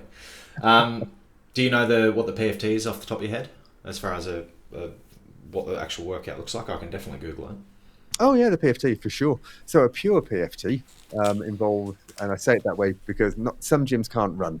They've got cancel restrictions, or it might be on the 80th story of a tower block in Hong Kong. But for those that can, the 1K run, you then come into 50 burpee broad jumps, and they are over. So we've got a mat, or you can mark it with tape, with 90 centimeters apart. So you do a burpee behind the line, broad jump over, turn around, and then again burpee, hands behind the line. So you're going backwards and forwards over those 2 lines. You step forward into 100 alternating forward bodyweight lunges. And I know that I break hearts when I use the word forward sometimes, because some people like to do reverse lunges, but technically they're forward. So you do 100 alternating forward lunges, bodyweight, 50 each side. and then it's into a 1K row, Mm-hmm. and then straight into 30 hand release push-ups, Mm-hmm. and then the wall balls, 100 wall balls. The wall balls are rough. Well, they are, but look, I mean, what I would say is for the open division, and I'm going to say this with air quotes, and I get this all the time. It's only 4 kilos for the women. It's only 6 kilos for the guys. For sure, if you do pro division, then yeah, it's 9 kilos for the guys, 6 for the girls. But it's funny when I hear that so often. You go, they're only 6 kilo. You go, let's have that conversation when you're halfway through them, shall we? Yeah, absolutely. I mean, the PFT is solid. I mean, in some ways, I reckon the PFT is harder than the actual race. Because you redline a bit more.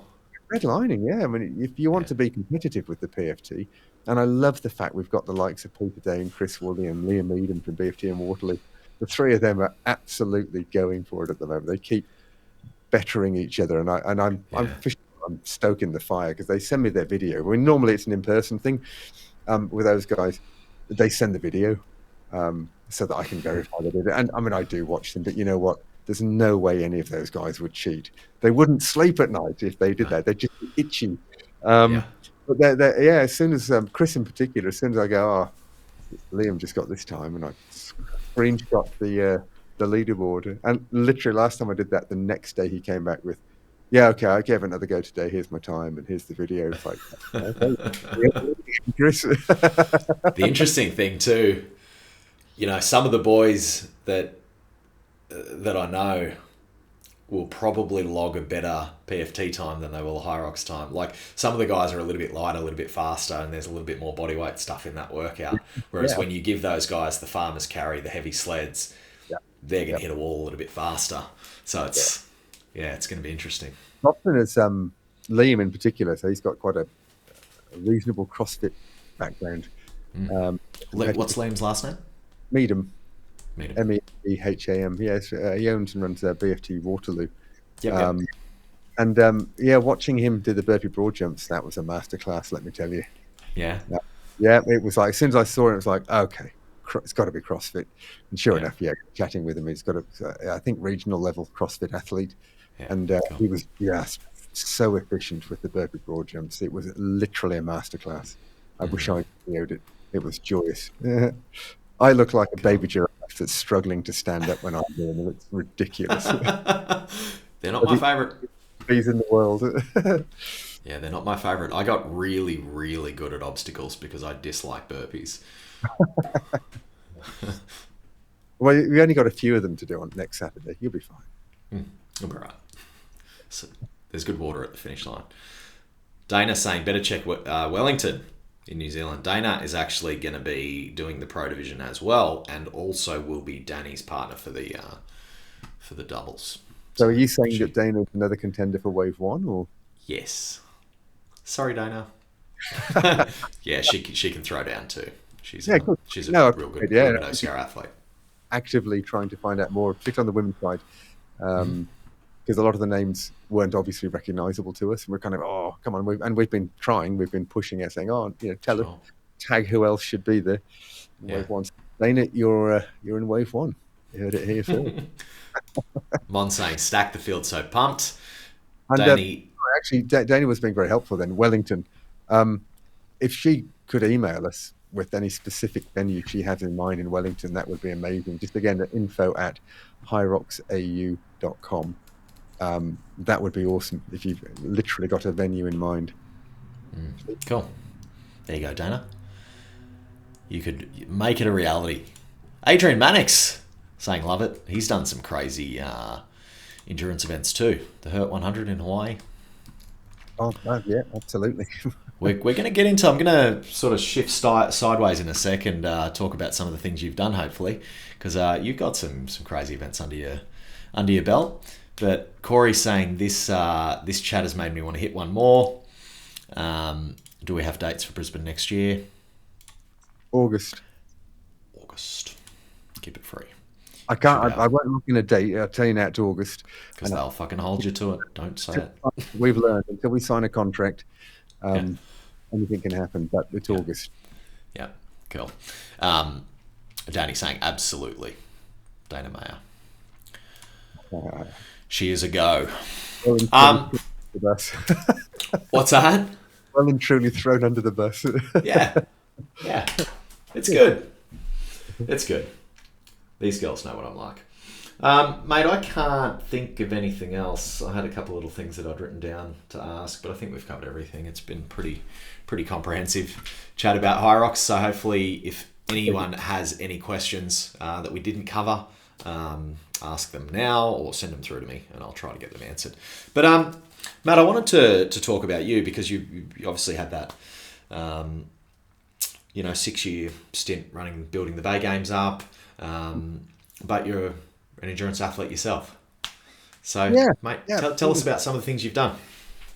Well, I mean, I fell into the world of Ironman and realised that I was never going to be that competitive in my age group because there are some amazing athletes. And Insane. I found that the longer I went, the more competitive I was, or am, I suppose, still am. So yeah, it's only, I guess, most notable of the big events was Race Across America, the cycling event. Yeah. Yep. So my wife and I did that a couple of times as a team of four. Yeah, wow. Got second place both times. Wow. So close to getting first, but anyway, literally. So of what is a 3,000-mile race, team of four. So there were four of us, four riders, and a team of 13 crew, 3 vehicles. Most amazing race. Like it's just the most weird, Wow. wonderful experience. Because the clock starts on the West Coast, and off you go. And 6 days and some hours later, you Chase turn the up on the sunrise. East Coast. But literally, it was the It- last 100 miles. We were in the lead the whole way until the last 100 miles. That's how that's got to be cat and mouse, not great. all the way across. Um, yeah, I mean, it's what it is. Had a couple of That's mechanicals and a couple of this and a couple of that, and what yeah, can go wrong. yeah, What can yeah, go wrong? Did absolutely. you say 3,000 miles? What's that? 5,000 Ks, 5,000 6 days. How yeah. how much is there? Is that set up like you've got 16 hours of working time each day? Like, is it like a Tour de France, or is it like you've got here to get to there? You do it as fucking fast as you can. Sleep when you need to. That's literally what it is. Yeah, there's no shifts Wow. and so on. Yeah, no, you just have to. And we were told that it was the best bit of advice we were told leading into the first one. A guy had done it a number of times before. He said, by the end of day 2, all as a rider you're aware of, it's light or dark. It's just like there you are. It's just light or dark, and that was so true. Amazing experience there. But what I think some people find really interesting, I think probably here, would be the same. We were actually doing like 15-minute shifts as a rider. So we'd take the 4 people into 2 teams of 2. Yeah. And so while one team of 2 was sleeping, eating, whizzing ahead within the speed limit, obviously, to roughly where we knew this pair who were riding were going to be. Yeah. So they've got probably 3.5 hours to try and eat and sleep in the back of. We tried an RV the first year. That mistake, absolute mistake, horrendous. Yeah. And the other riders, the pair, take it in turns, like 15, maybe 20 minutes, depending on where you are, what the terrain's like, what the weather's like. But quite short bursts, and you just do that for 4 hours, let's say. So 15 minutes, 15 minutes, 15 minutes, 15 minutes for 4 hours, and then it's your turn to try and force feed yourself, get a couple of hours kip, maybe. It's your turn again. You're being whizzed ahead by the crew, and of course the crew have to sleep as well, right? So they need to eat. So logistically, I mean, that's one of the things that really appealed to me. It was logistically really challenging. Yeah. Really challenging. So Race Across America was amazing. And then the biggest, I guess, solo event I did Ultraman Canada. It wasn't called that. There's an Ultra 520K Canada or something. It used to be Ultraman Canada. And I got third there, podium third. And that was, I was very happy. Yeah, very proud Is of it. that the same as the Ultraman Hawaii? So is that two Ironmans back to back? No, I think it is the same, but the way it's actually, so day 1 is a 10K swim and about 176K ride. Yeah, then the ride run on the last day. No, so day 2 is bike only at 276 or something, I forget. And day 3 is a double marathon. Yeah, sorry. I think that's the same Yeah, I think it's the same. as Hawaii. I know Sure. I read Rich Roll's book. And, Yeah, well, and he that's talks about why that. I did. I read Oh, you Rick Roll. did? Yeah, Yeah. yeah. I went plant-based because of him. To Yeah. be fair, yeah, no, amazing, great story, great guy, great podcast, great book. Yeah. So yeah, I remember I was certainly into triathlon at that point, and then just sort of had my eyes open to what's possible, and I was Yeah. dabbling with vegetarianism, and I've been plant-based ever since, frankly. Yeah. Um, Wow. yeah, amazing. So shout out to Rich Roll. Yeah. Cool. Cool. Cool. Um, it's always been interesting to me. I've done some crazy ultra endurance stuff. I've done a heap of 24-hour enduros and OCR events, and some ultras and stuff like that. But every time you think, and OCR is a cool sport because you'll do a 5K, and when you do your first 5, you're like, oh, I don't know if I can do this, and then you do that, and you go, oh, maybe I can do a 10, maybe I can do a 21, maybe I can do a 50, maybe I can do a 24-hour. Like, you've sort of got this progression built in, but you're always like here looking up going, oh, I wonder what it's like up there. And like every time you climb the mountain, you can see further. Like every time you go further out on that ledge, you're like, there's fucking people who are further out on the ledge, like doing even crazier stuff. Absolutely. Yeah, no, I totally agree. I mean, there's some really mad stuff, like crazy stuff being done. Amazing athletes, amazing humans out there that make the stuff I've done. Just like, it's a training day. But it's all relative, isn't it? It's all relative. Always. I mean, I've really enjoyed and that was one of the things for me. I really enjoyed the Ultraman Canada. I mean, I was happy with the result for sure. But for me, it's always much more about the getting there, to be honest. Race day or race 3 days in that case, yeah, it's fine. I mean, I enjoy that. But actually for me, it's much more about the consistency, the discipline, the training, and turning up at the race knowing. Yeah. Who you have to turn into to become that athlete is maybe more important than the race itself. Yeah, absolutely. Yeah, no, I agree. Are you still actively, pushing the needle? Are you still actively competing in crazy things, or have you pulled back? Or I had pulled back, but it seems that I mean, I really enjoy the functional fitness stuff, and I enjoyed the the CrossFit got me into the Bay Games, I guess. And I really enjoyed that, but actually it turns out that whilst I enjoy some gym sessions, I love getting outdoors. I love getting outdoors. I love swimming in the ocean. I like running in the trails, and I like riding my bike. It's like being outdoors and moving for longer periods of time. So I've actually, again, shout out to Rich Roll, really, because I've got my sights set on the Epic 5 in Hawaii. I'm going to throw my hat in the ring for that. So and that's not so much a race as just get through it. And I know I can, but I want to get through it in a certain way. I want to do it. It's not even necessarily just the pace I do it at. I just want to feel strong, feel great, love it. And like just celebrate the whole thing, really. Because it's certainly a financial investment, as well as an investment in time to train for it. But that's certainly what I've got so I've started for sure. In the last year, I've definitely leaned back. I've signed back up with my triathlon coach, and nice. All eyes are on Hawaii. So who's your coach? If you want to give him a shout out. Yeah, Matt Thomas from Triaction. Nice. He's I literally signed. I fell into triathlon. I was getting divorced years ago. And, I said that can happen, but I meant falling into triathlon, not the divorce part. You just that can happen as well. Sadly, about 51% of the time, apparently. That hit me pretty hard at the time, and I for the first time as an adult, because we were childhood sweethearts, I found myself definitely at a crossroads where I could either get on the piss and party, or do something a bit more productive and not get on the piss. I've got a bit of an addictive personality, and so the last thing I needed to do was go down the other one. Yeah, sure. I think drinking 4 years ago. Anyway, long story short, we did a little baby triathlon. It's called, Try with a Y triathlon here in Jervis Bay. And it was like, 300-meter swim, I think 8K ride or 7K ride, and literally a kilometer run or something. And of course, we just got blind the night before. Lovely weather, and we're like, nothing. It's nothing. What are you talking about? Did it, and it, for sure, it broke us. It was ridiculous. We're just wilting on the start line. And running, it was like having calipers on back to front. It was just ridiculous. It was like watching a car slow motion. My mate.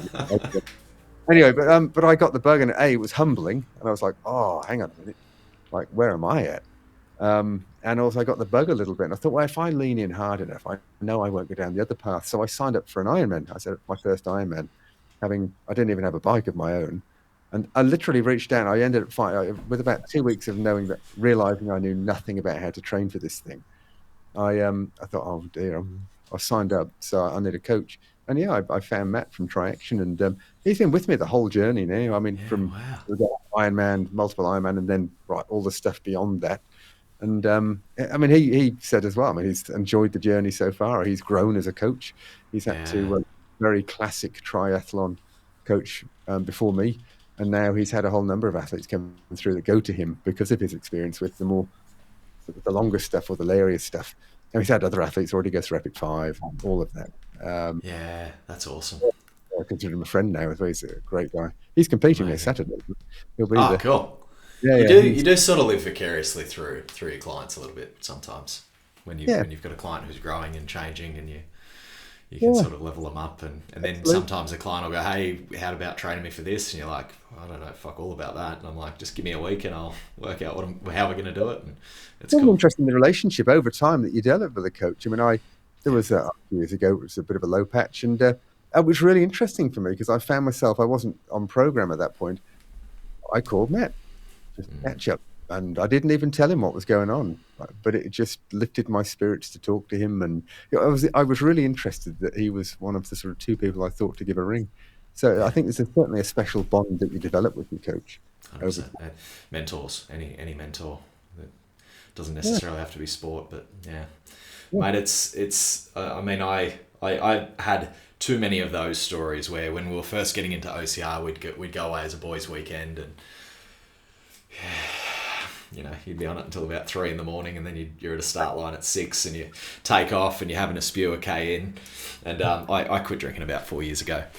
But one thing that's always been interesting to me is the amount of like ex-addicts in endurance sports. There's a lot of people who have itches to scratch that are there. But I think it takes that addictive personality to train. To be a lunatic. Yeah, a little bit. But I mean, Rich Roll, as an example we're using, he was he is a reforming alcoholic, and he said that often people say to him, "Oh, well, you've just switched one addiction for another," and he's like, "Well, even if I have, is that such a bad thing?"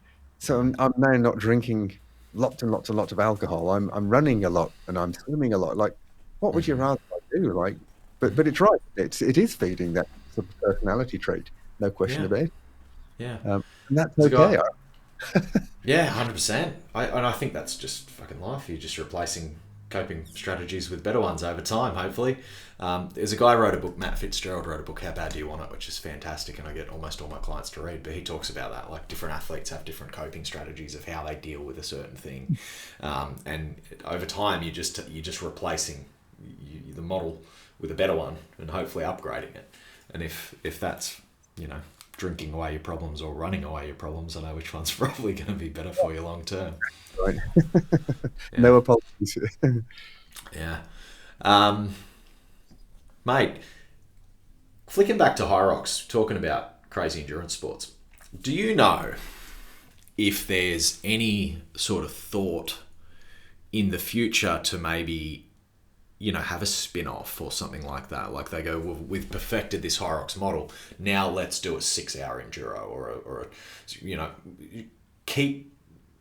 expand on it, the way it's run into something like a longer endurance event? I know there's no plans to do so at the moment. Christian is very vocal about there won't be a half Hyrox. Cool. In the same way there's a half Ironman. He's absolutely rigid at the moment. Certainly about, this is a Hyrox race. That's what it is. Cool. We can increase the experience in other ways, but the actual format won't change.